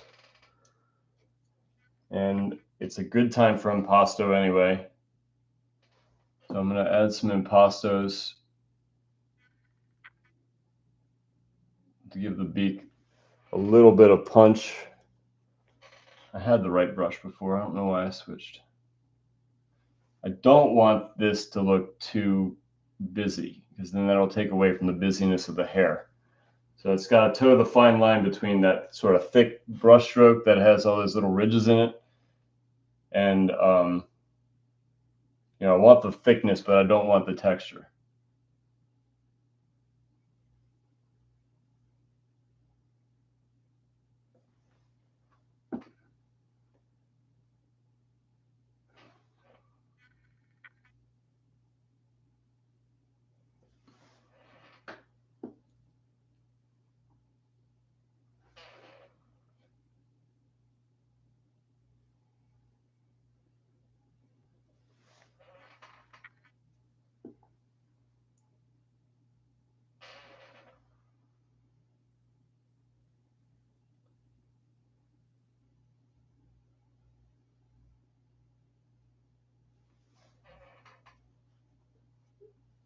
Ha! Funny guy.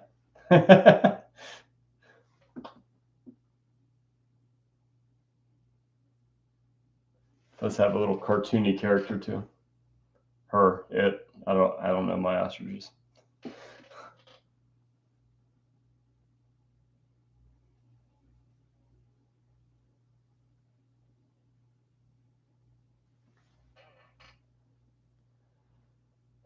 The nostril in the photo is really square, and I'm not. Just looks kind of unnatural. Yeah, I don't really know what I can get away with here. I'm gonna try to just find a little variety to it, more than I see. I'm just gonna curve some of the edges a little bit more.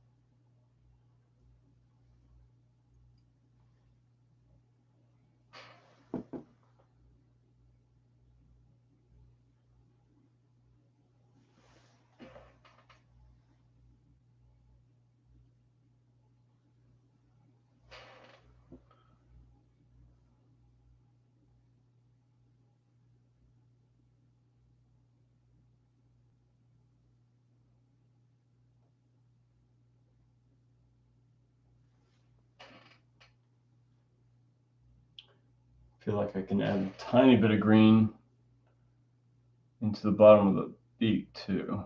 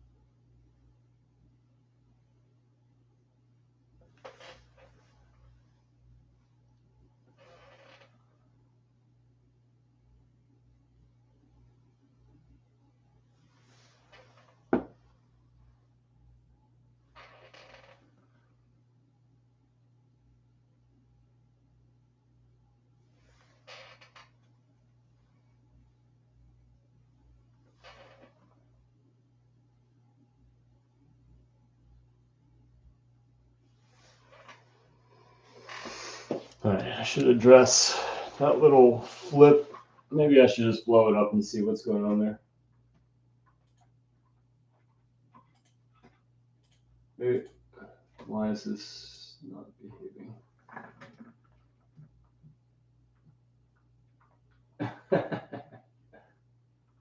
What am I doing? Command plus, there it is. All right, so I'll have to show you what I'm talking about. There's it's like a weird flap over the beak. And I put a little line there to get started. So I haven't turned it into masses yet. But I might just eliminate it.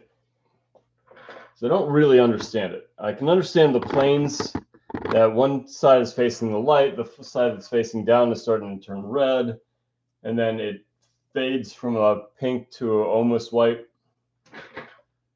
So, I mean, I understand it on the values level. I don't understand it on the form level. I don't really know what's going on there.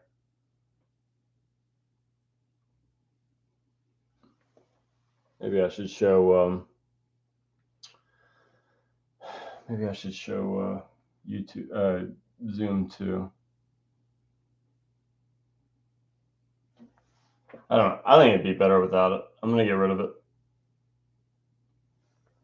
Again, I'm at the mercy of the ostrich experts, but I think I'll survive it.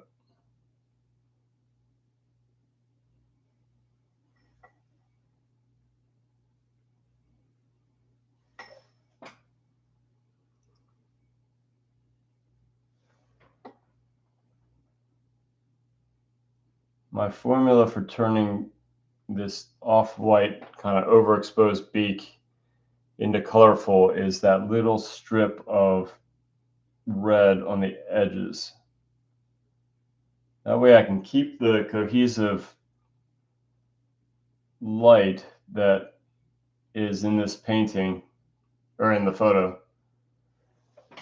I can get away with a lot more color. So it's pinker than I see in the photo already, but then those little edges where the light turns just slightly to a glance and I can get like an outline of a hot pink or a red. And so I'd rather err on the side of color there.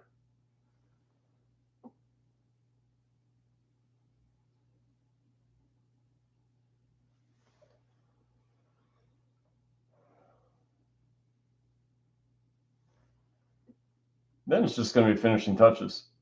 Again, I want to do a little bit more to the neck.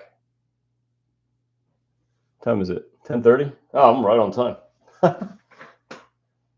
That's a surprise.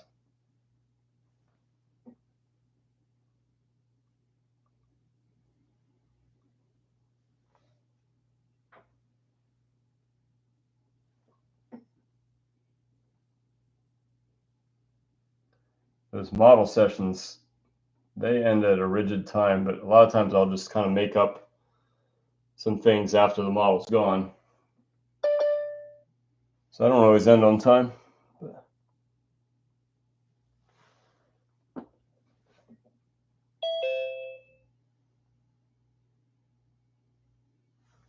Hello, Joy.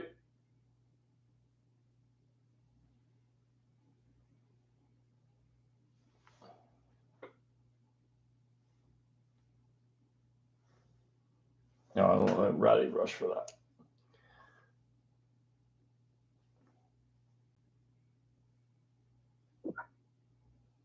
And this is cool.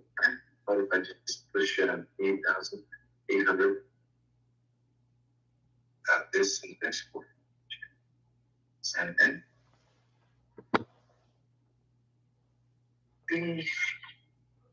I'm just saying, I can't sign it as a.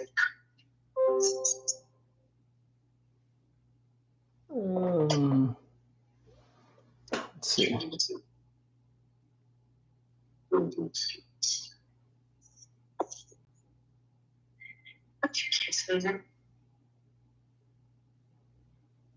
Okay.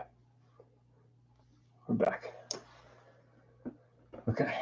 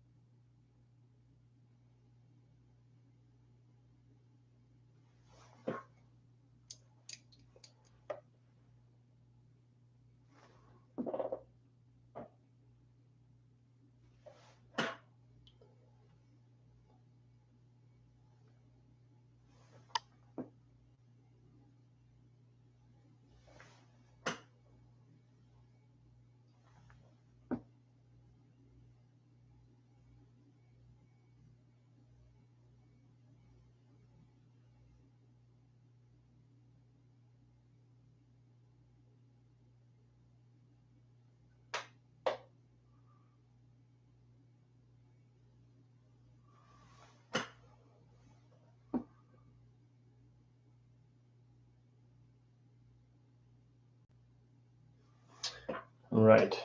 So that beak is getting a little smoother. I like the little subtle grays because I do have a lot of warms in this painting. So the opportunities for little blues and grays, I think, is a nice one. So I'm going to play that up a little bit in here. I'm going to work it into the edge of the highlight. I might end up having to put the highlight back, and that's not a big deal.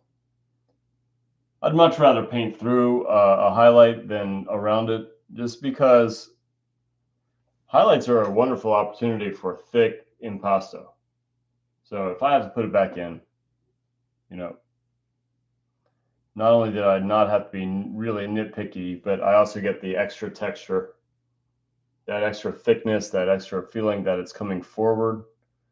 And that's like a double bonus. So I generally paint through highlights rather than around them.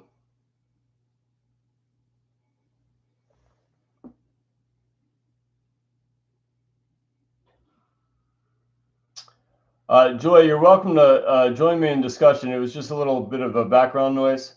I'm very grateful you're there.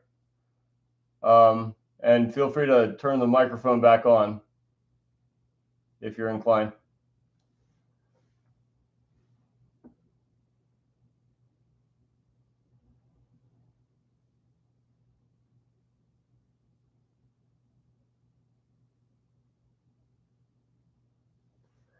Okay, so I was talking about brush strokes being, single drags of paint.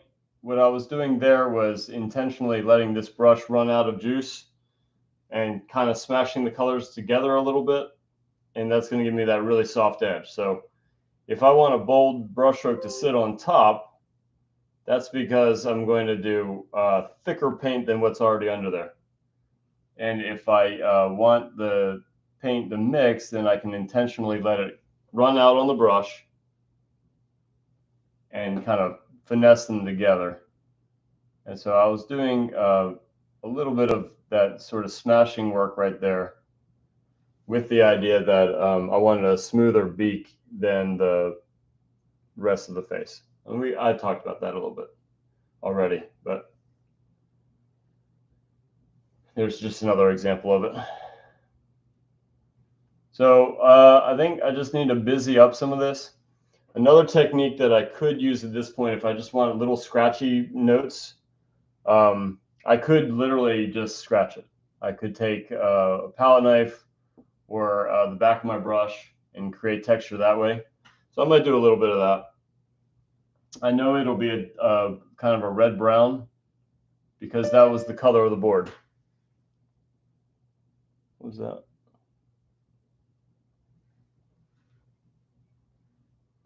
And I do want to revisit some of the eye because I might want to take a few just single brush strokes over that edge, and I want a few of the eyelashes to go beyond the eye. I'm almost ready to do that. I want to experiment a little bit with scratching. I can do that several ways. I'm going to do it with a thumbtack. That's actually how I signed the lion painting. All right, that's doing nothing. Okay, so scratch that. Brumpum.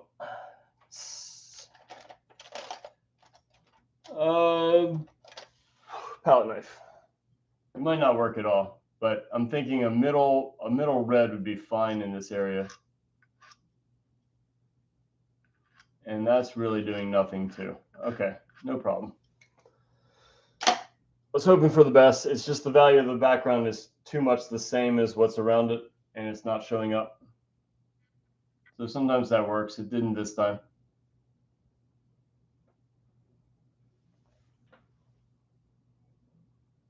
And the reason for doing that is because it's really crisp line. And that's nice for, nice for this hair. Use my gnarly brush again. So.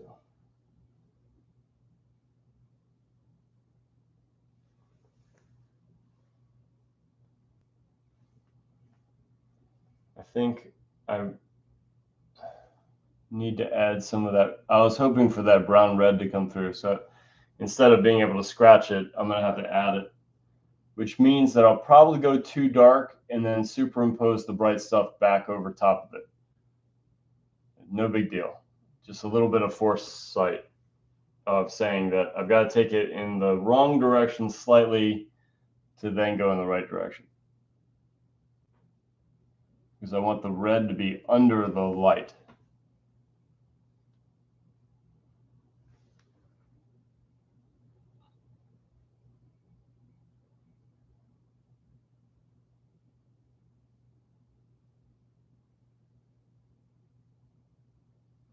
Yeah, did it a little bit.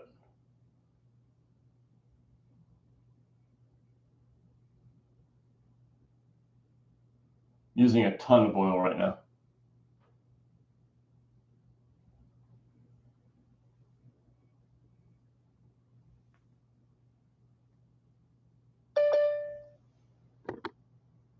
Somebody trying to get in?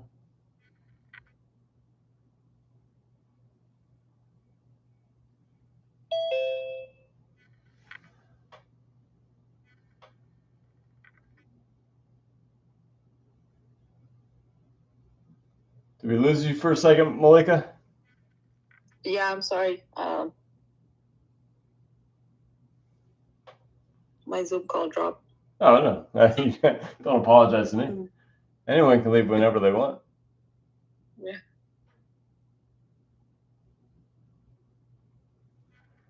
Yeah. I'm very grateful to have people with me while I'm painting, but at the end of the day, even if nobody showed up, I'm still getting some painting done. So I just can't lose here. But No, I like these sessions. I actually learn a lot from them too. Like all the artists that you talk about, like Richard Schmidt and the Spanish sergeant Sorolla. Joaquin Sorolla. Yeah, it was just because sometimes when you mention the name, I'll go on Google and check their workout, and it's just amazing. Yeah. Well, we have Schmid's Everything I Know About Alla Prima book at the school. You should definitely check it out because the rhetoric in there is really good. I mean, Schmid's one of those. He died maybe like, I don't know how many years ago, like 8. I don't know. It wasn't that long ago. But yeah, he was one of those kind of living masters for a long time. A few of them left now. I mean, it was Schmid and my grandmother and David LaFell and Richard Lack, and then some people after them. But yeah, they were like the old guard. You know, you could throw Shanks in there.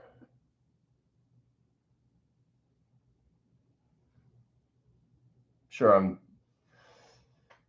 not intentionally, but I'm sure I'm forgetting a few names that could definitely be in that list. But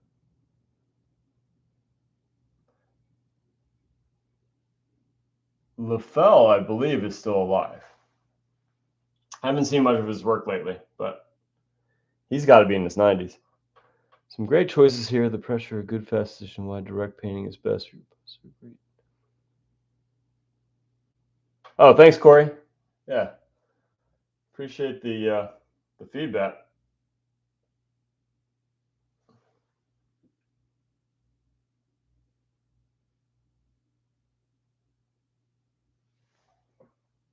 Richard Schmidt died in 2021. 3 years ago. Yeah, in April. Yeah, my sense of time is so horrendous. Yeah, mine too. No, Liz, you're the timekeeper. You are the timekeeper. That's funny. Yours is the best one. I don't know. You're really sharp. Yeah. I wish. It's dangerous when I have the timer in my hand. Does it seem like this break has been like 20 minutes? Whoopsie. I don't know. I have such a bad relationship with time.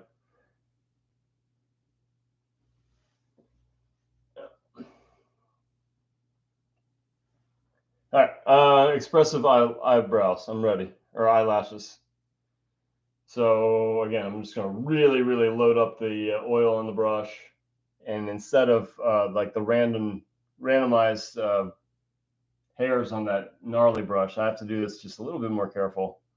And when I did it carefully before, I did it very human, which means that I did it wrong, because I have every hair in the same arc, in the same pace, in the same length.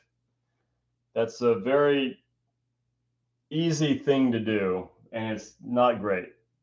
And so, again, I always like to point out when I do something maybe a little incorrect. It's just a problem solve away, but yeah, I could have done that better. And so I want a few of these hairs going across the eye and show that this plane is in front of the eye. Oh, wow, that was thick. All right, so I have another thing to point out. My brush precision is not the best. You know, I know artists that place their brush strokes exactly where they want it. I sometimes struggle with that. So here's my solution. I recognize that as part of my, you know, one of my weaker points. I have strong points too, but I just know that I might have to trim it with the environment. So in that case, I had to trim that line with the that super dark, that black alizarin.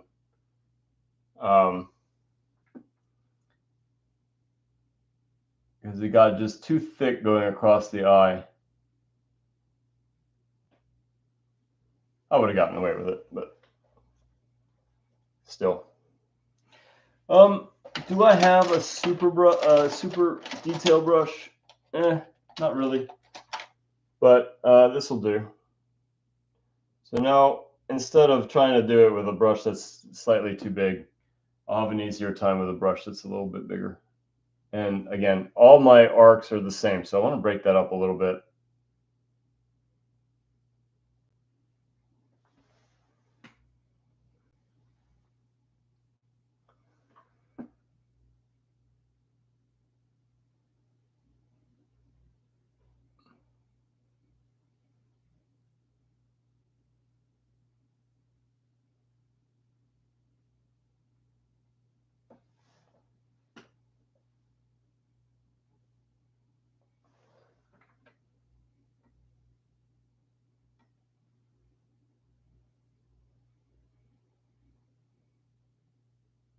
Yeah, that'll do it.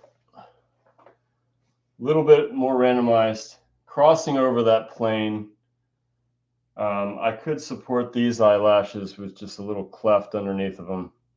So I might take that brightness too far and then superimpose a slightly dark gray over that mass.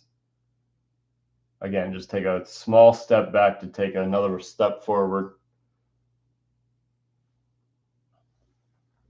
And it's just thinking about the planes. I want this plane of eyelashes over this plane of cheek behind, or eye socket.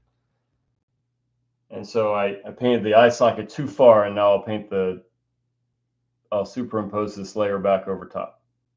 And it looks better. But now I need to support the top edge a little bit.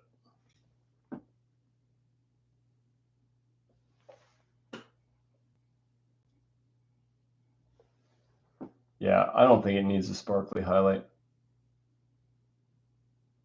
Doesn't belong. All right, what am I gonna do? So I don't really like this edge yet. And I want to do a little bit more to the neck. And so it's just a little abrupt that the texture ends kind of at a weird place. It needs a little transition from high texture to low. And then there's that human tendency, 1, 2, 3 darks right in a row, all the same length, all the same curl. And you just got to be conscious of it because it's a very human thing to do.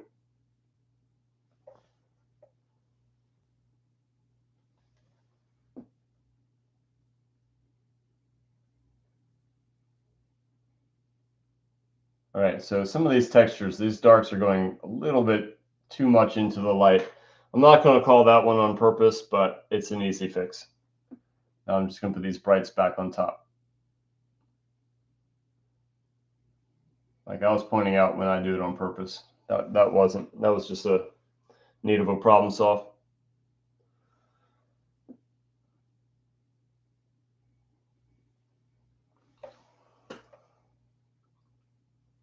So the beak, it looks like the beak runs into the hair and I can't see the edge of it. So I'm thinking of doing the same thing of just taking the beak too far and then superimposing the hairs. And so I'll bring the beak out beyond where I see it.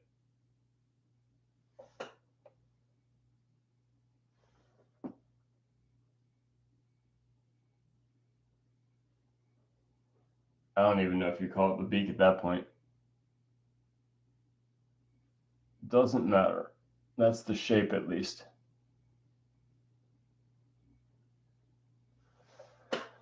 Okay, now I'll superimpose those hairs and then what's next? I mean, I might put a little glisten on that eyelid because I think that'd be super cool. I want to get some of the textures in here. I was thinking this was too much and it's not anymore because this is more. I might do a tiny bit more to the beak, but I think it's pretty much there. If anyone says, hey, you know, you're missing this one little thing over here, or wouldn't it be nice if, I'm always open to suggestions. Yeah, don't be shy about that.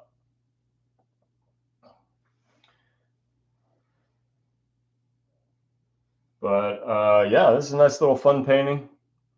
And again, I'm gearing up for the Schuler School of Fine Arts animal exhibition. You can check it out at schulerschool.com. And that's that the contest is open until the 20th. That's like, I don't know, Tuesday or something. But the exhibition will be April 6th till April 30th for the online, and in person until the 13th. And so I'm not part of the contest because, you know, that would be totally unfair. But I am going to be exhibiting my work. But should be really fun. If you don't know the artist, Michael Timothy Davis, he's going to be our judge. He's really great. You ought to look him up. Very creative work, very well done. And his piece that's on our invitation cover is really clever. That was him doing a self-portrait during COVID, and his beard and hair got all kind of grown out and disheveled. And it's like surrounded by animals, and he has a Bob Ross t-shirt on. Really, really nice painting. So check him out, Michael Timothy Davis.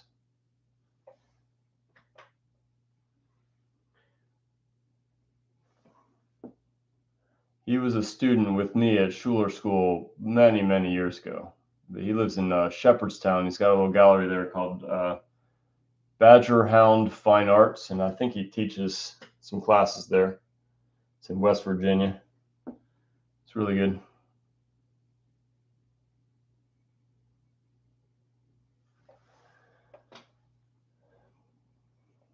This is looking a little cartoony because of the edges. I'm going to do something about that.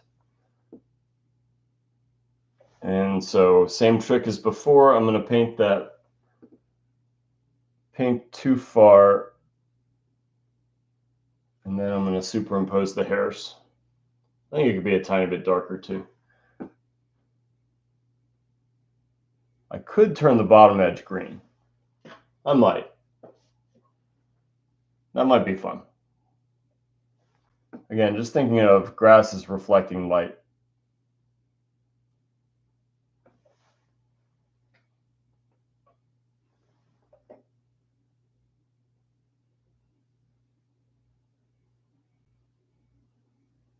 That's way too bright.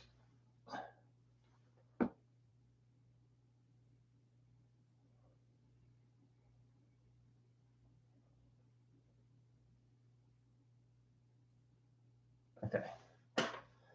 Cool. See, the line weight is all the same. That's not good. So that's a good candidate for grabbing this green reflected light and giving it a little bit of variety. And so if that line were a little thicker in some areas and thinner in others, that would be good. So that's the creative direction that I'm going to go with this green. I'm just saying that it's a lip that's facing down and it's got potential to pick up something down there. And I can change the line weight at the same time. So I'm in a little problem solving area of the painting. This is the area of the law of diminishing returns. Every new thing that I add to this is going to be less impactful. And so I could be done at any stage. And it's just this little nitpicky things that I have to decide, is it worth it or should I just be done? And that's going to be personal for everybody. It's not going to be a straightforward answer. My favorite example of that, I already mentioned him once, is Will Wilson. And he doesn't like to finish his paintings loose, but I can't think of a single person that's ever watched him paint that didn't think he was done on that first sitting. Because he paints Alla Prima, even though that is going to be one of like 50 sittings. So that doesn't make any sense, right? Because Alla Prima is one sitting. But he paints it as if it's going to be one sitting. Then he blends it down and then sands it and then does it again. And then blends it down, sands it, does it again. Blends it down, sands it, does it again. And then by that 50th layer, he's going back over it with a detail brush from the top to bottom. And it's still really well done. But I think artists always like that early stage where it's really loose and splashy and colorful. And but he addressed that personally. We had I talked to him about it, and he said he doesn't want his paintings to be about the brushstrokes. He wants it to be about the meaning of the painting, and that made a whole lot of sense to me. The funny thing is, I've had that same conversation with David LaFell, who says he doesn't care what the subject is; it's about the paint. It's the exact opposite. So David LaFell and Will Wilson are exact opposites, even though they're both accomplished realist artists.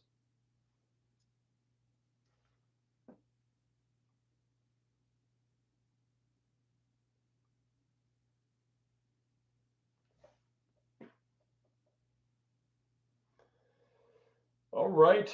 Well, a little bit of neck work, and then I don't know. Maybe I'll just get an opinion from you all, because again, I really respect your opinions. But I'm liking it at this stage, and if I cropped it here, it would be done. But I think it's not. I think it's really quirky with the really long neck. I think that's a fun composition. It'll look great in the gallery because it'll really stand out size-wise from the rest of the paintings. I'm going to use my little gnarly brush, and it's going to give it a lot of texture.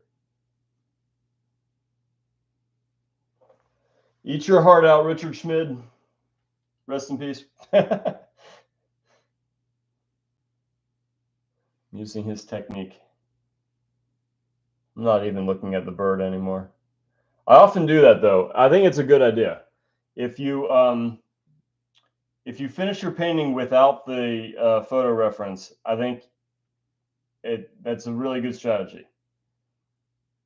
So it's not like I'm going to stop looking at the photo, but it is a good thing to mention that if you really want to finish your painting well, stop looking at the reference, the still life, the model, the landscape scene, and just look at it with a naive eye, like you're the person walking into the gallery for the first time, seeing this painting from a distance.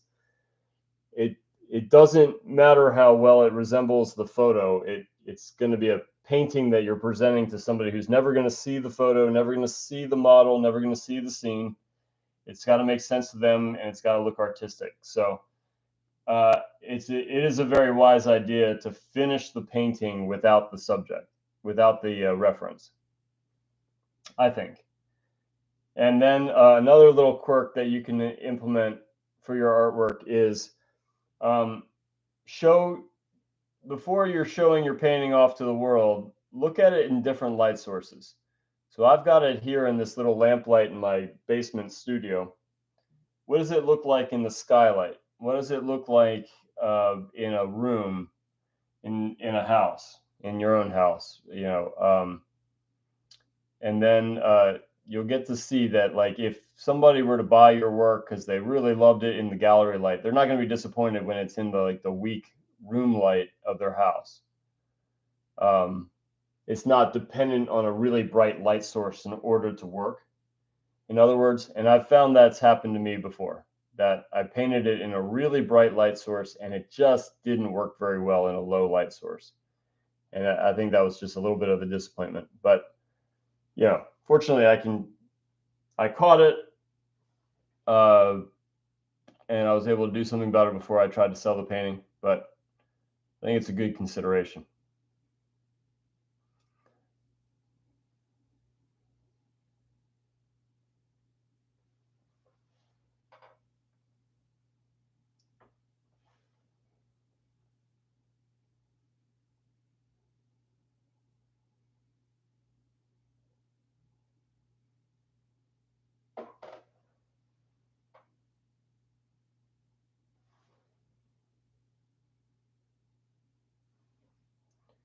I feel like that could be a little bit brighter in here.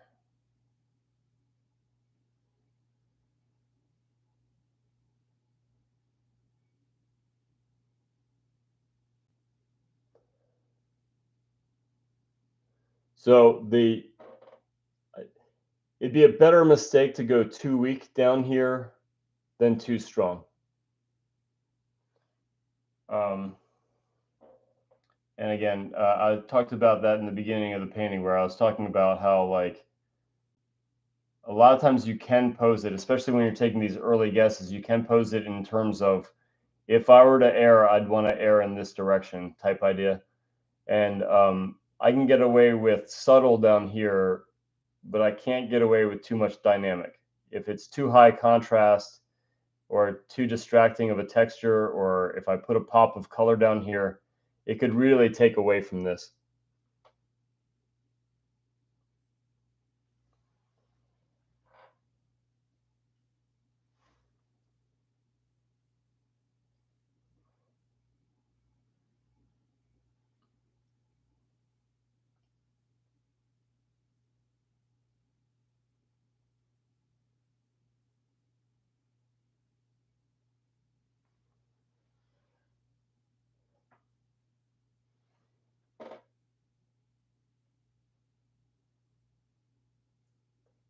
This was the painting, this was the subject I was going to do right up until about 5 minutes before I decided to do the lion last week.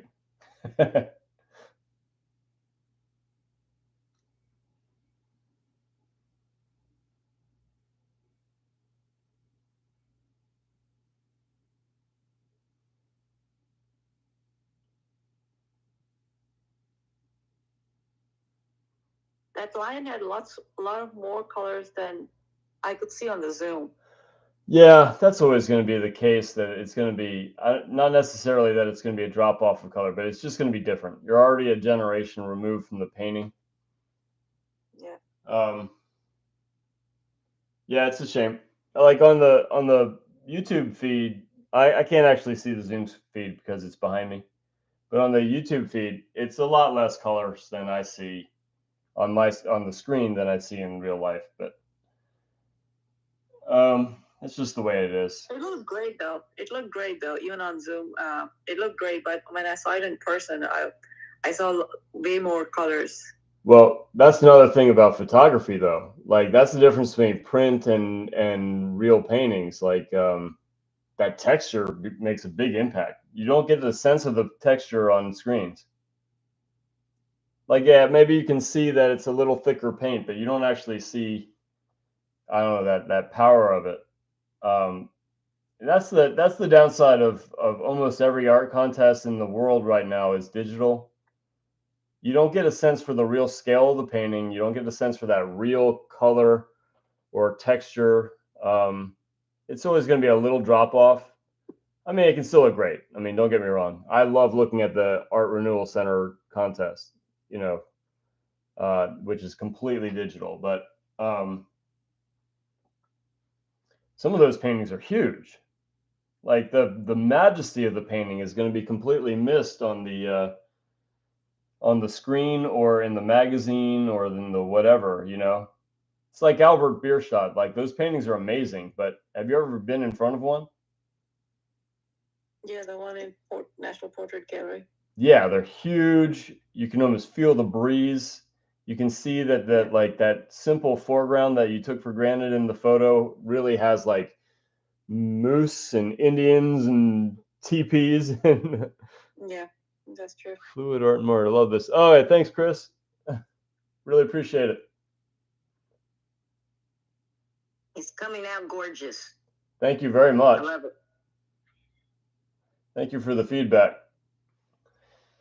Yeah, I'm a landscape painter, and I use acrylics, and I've always wanted to try oils, but I have asthma, so I'm a little hesitant. Yeah, that makes sense. Use them. Yeah. Well, I have a room ventilator in here. It's not on because the sound would really be awful in here. But when I'm done painting, I'm going to turn it back on, and that helps with the fumes a little bit. But the other thing is, I actually don't use any solvent. Not that solvent's bad for painting purposes. It would be bad for your asthma. And okay. So yeah, you probably don't want to use too much solvent. But I have a kind of a quirky way of painting in that I use a lot of thick paint. It's not quirky. It's a very, very tried and true way of painting. But yeah, a lot of people thin their paint with solvent, and that can look gorgeous. It's just those fumes might get to you. I know a bunch of students, not a bunch. I know a few students that just really can't be around it, including my wife. She can't be near it. So I just use oil, and once I've gotten that sort of base of color down, that kind of blocky squint level shapes down, from then on, it's very little medium. The exception is here on the hair. I use a lot of oil on that to give it that kind of flip, because the brush hairs made the mark. It wasn't like individual brush strokes. So I had to use a lot of oil for that, but not solvent. Again, there's nothing wrong with solvent from a art using it standpoint. Definitely be wary of it if you have asthma because of the fumes. But nothing wrong with acrylic though. I love acrylic. It's just I'm not used to it. Right. So when I go back on my palette to augment this color pile, you can't do that in acrylic because it's already dry, and then you're going to color match from scratch. But we were talking about the advantage before of like being able to glaze in the middle of a sitting, because the painting got dry. That can be really nice. But what I do to keep my canvas wet is I have a spray bottle of water, and I just spritz it a little bit, and it keeps the canvas wet, and it keeps the paint a little wet. And I'm sure you're really disciplined with spraying it at just the right times because you're used to it. Yeah. That's probably where I'd mess up, is just like, I forgot to spray it again. But okay. It's same thing with watercolor. Like I do watercolor and I have fun doing it. But I want to rush to get the darks, right? Because that's what I do in oil. And with watercolor, that could be a disaster. Right. Absolutely. So yeah, all fun stuff. I know some amazing acrylic artists that yeah, it's a wonderful medium. It's just not what I'm used to. Right. Well, I started out as a young girl. I'm 70. I'll be 70 next week, and I had not painted since I was in my early 20s. Okay. And had not painted for over 40 years. And 4 years ago, I was watching Bob Ross on television on one of the shows that have him painting. And my grandson says, he was about 8 at the time, and he says, what are you watching? I said, Bob Ross. And he says, okay. And he sits down with me and he's watching it and he's all excited about it. I said, well, your granny can paint like that, a little bit like that. I'm not as good as Bob, but I can paint like that. Yeah. So what he did was my birthday was coming up, and when my birthday came up, he bought me a paint kit. And it started me back to painting. Great. Well, that was thoughtful. Yes, he's a sweetheart. He's 11 now. and for the record, I liked Bob Ross. He was very entertaining. I liked watching. I could watch Bob Ross right now if you thought. I love his fro. Well, we were talking about the judge for our animal contest at the Schuler School, and it's Michael Timothy Davis. And the artwork on the cover art that we have for the invitation and the advertisement is a painting that he did, and he's wearing a Bob Ross shirt. So he has little homage to Bob in there, Saint Bob. So he called the. I found out that Bob Ross never sold any of his paintings while he was alive. Some of the people watching saw the documentary that it was apparently very sad. He was taken advantage of by the. I don't know. Maybe they can explain it better than I did because I didn't see the movie, but I felt really bad about that.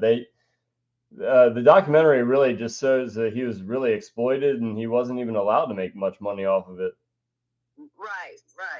Yeah, but they just sold his estate for 91 million or something like that.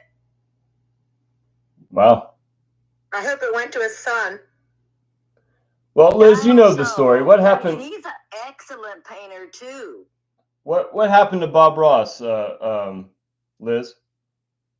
Well, he had a business partner, and this business partner also had a wife, and there was some stuff going on with that, but the business partner ended up taking advantage of him and having him sign stuff over, and he never really got the profit from it, and neither did his kid. Ah, that's awful. Yeah, that's a shame. And they're still making money off of him. I'm sure. Yeah, by selling, stuff. But he would never get any of his royalties, and his child wouldn't either. And I guess his son must be in his 50s or 60s now. I don't know. Yeah, he's around probably around in his 60s now. Yeah. So. Yeah, but he was really one of my favorites from back in the day, Yeah. But that's sad. What's the name of the what was it? The documentary?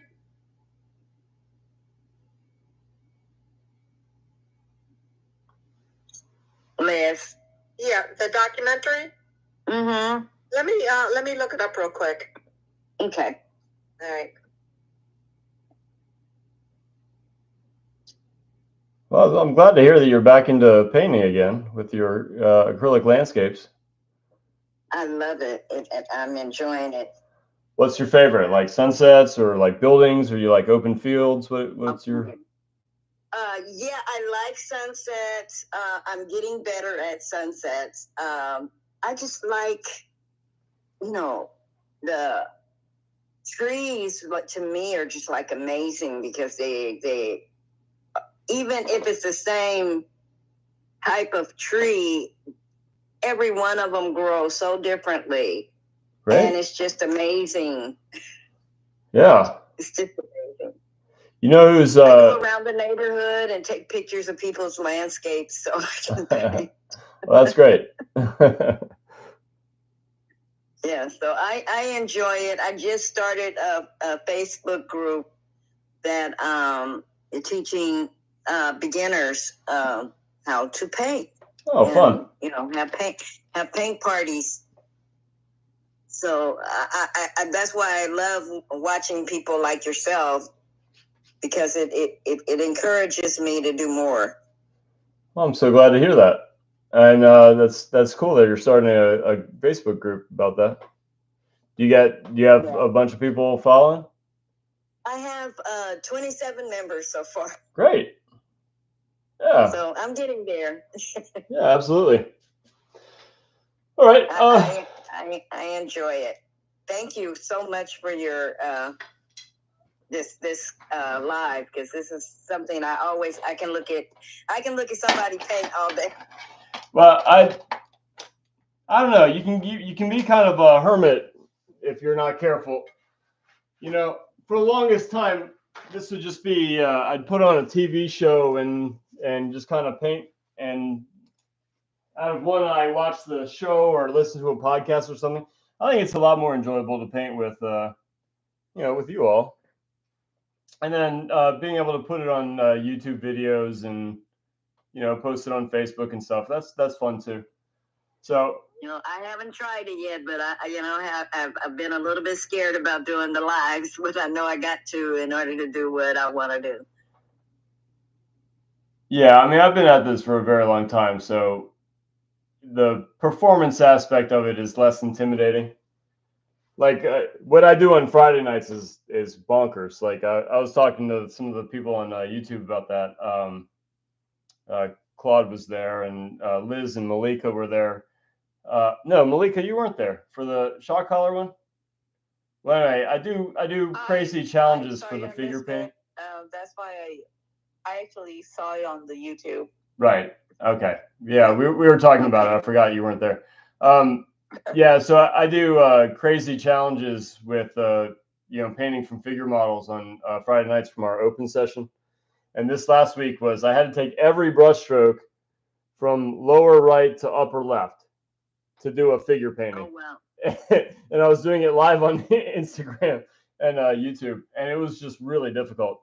But to make it worse, I had somebody to keep me accountable. I was wearing a shock collar on my arm, and every time I was maybe a little too horizontal or a little too vertical, or I took the brushstroke down, zap! I was like, ah! Oh, wow. Yeah, I don't think I want to try that part, but well, but I do want to learn how to paint animals, because I've only painted there's a group that does fur. Okay. That I'm in, and I painted a horse's eye is what she had us do, and that was really interesting. Oh, that is interesting. I'm getting more interested in painting all the little creatures. Well, that's nice. Yeah. Well, this I was on these channels. I was doing exclusively still life from live setups here. Right. But it was getting a little monotonous, I guess. And then I just mixed it up a little bit with portrait and that's way too dark. Portrait and an animal painting. But now we're gearing up toward that animal show.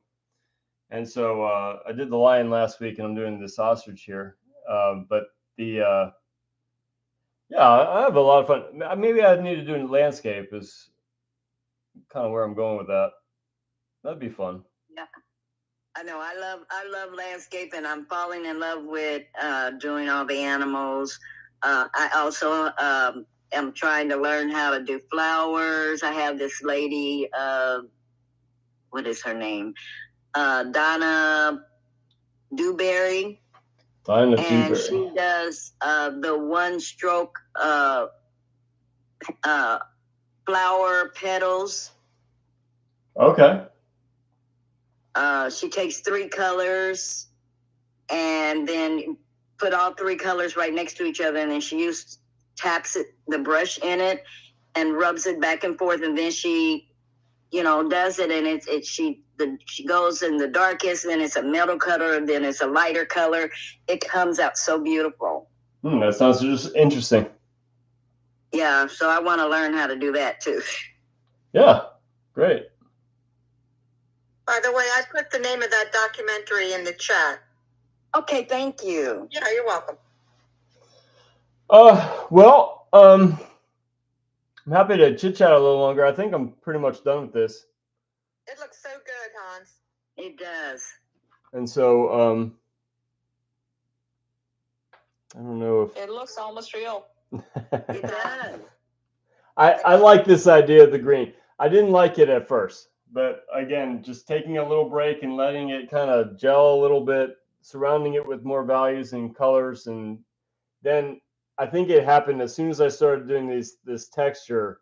Then all of a sudden that kind of quieted a little bit, and then I started to really like it. So, yeah, I'm happy with it.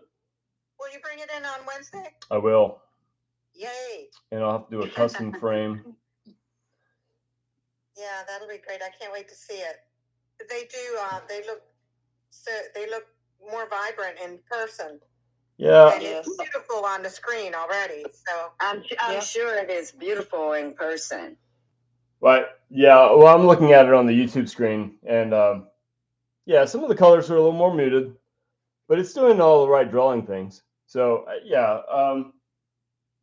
When I get you can see, but we can't see. Yeah, I'm gonna get a better shot of it for just saying, okay, this is the piece. If you want to see the video, then go to here, But so just stay tuned. I'll have a better photo online soon. Okay. But yeah, it looks good on the screen. I'm happy with how it turned out. Yeah, it's gorgeous. I'm in love with it. And I really do love the green underneath it. It's so nice. Yeah, me too, Liz. Yep, it's very subtle.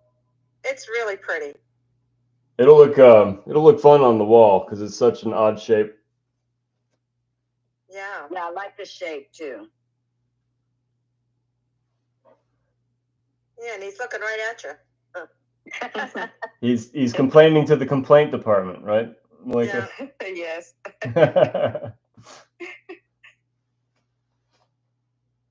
All right. Yep, I'm gonna call it. So, thank you, Hans. You're welcome. Thank you. Yes, thank you, Hans. Absolutely. I had fun painting with you all. All right. Good night, then. Okay. Good night, Liz. Good night, everyone.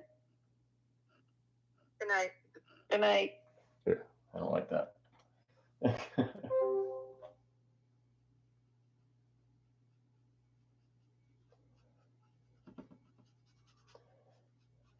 Signed it successfully the first time for the lion. That rarely happens. I usually end up wiping it off, doing it again, wiping it off, doing it again. I should get a ton of oil for that.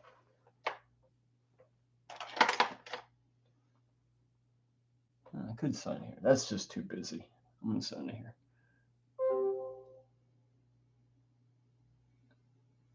I like to sign Alla Prima. I mean, I don't like the act of doing it. I don't like signing dry paintings either. But I don't know. It just kind of stamps it as a Alla Prima painting.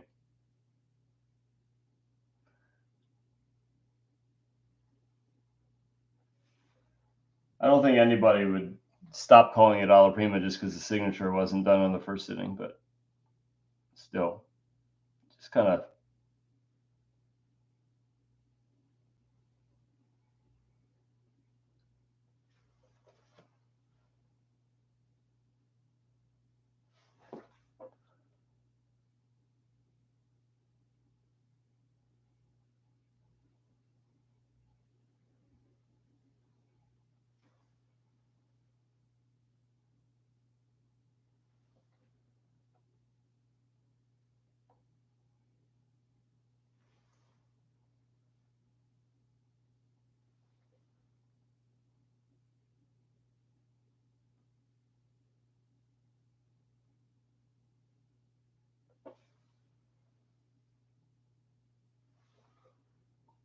I like the green so much, I'm signing it in green.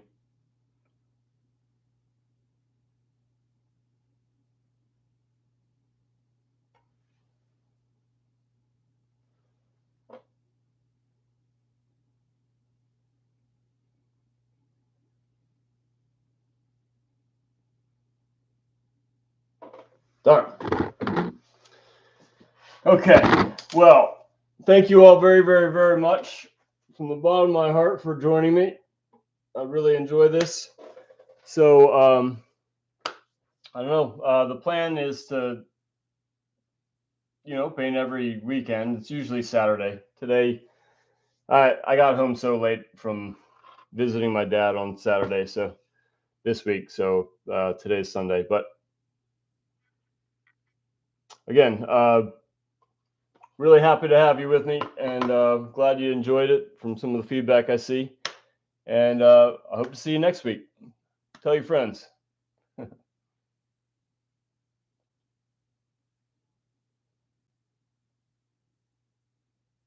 Hey, there it is. Bye.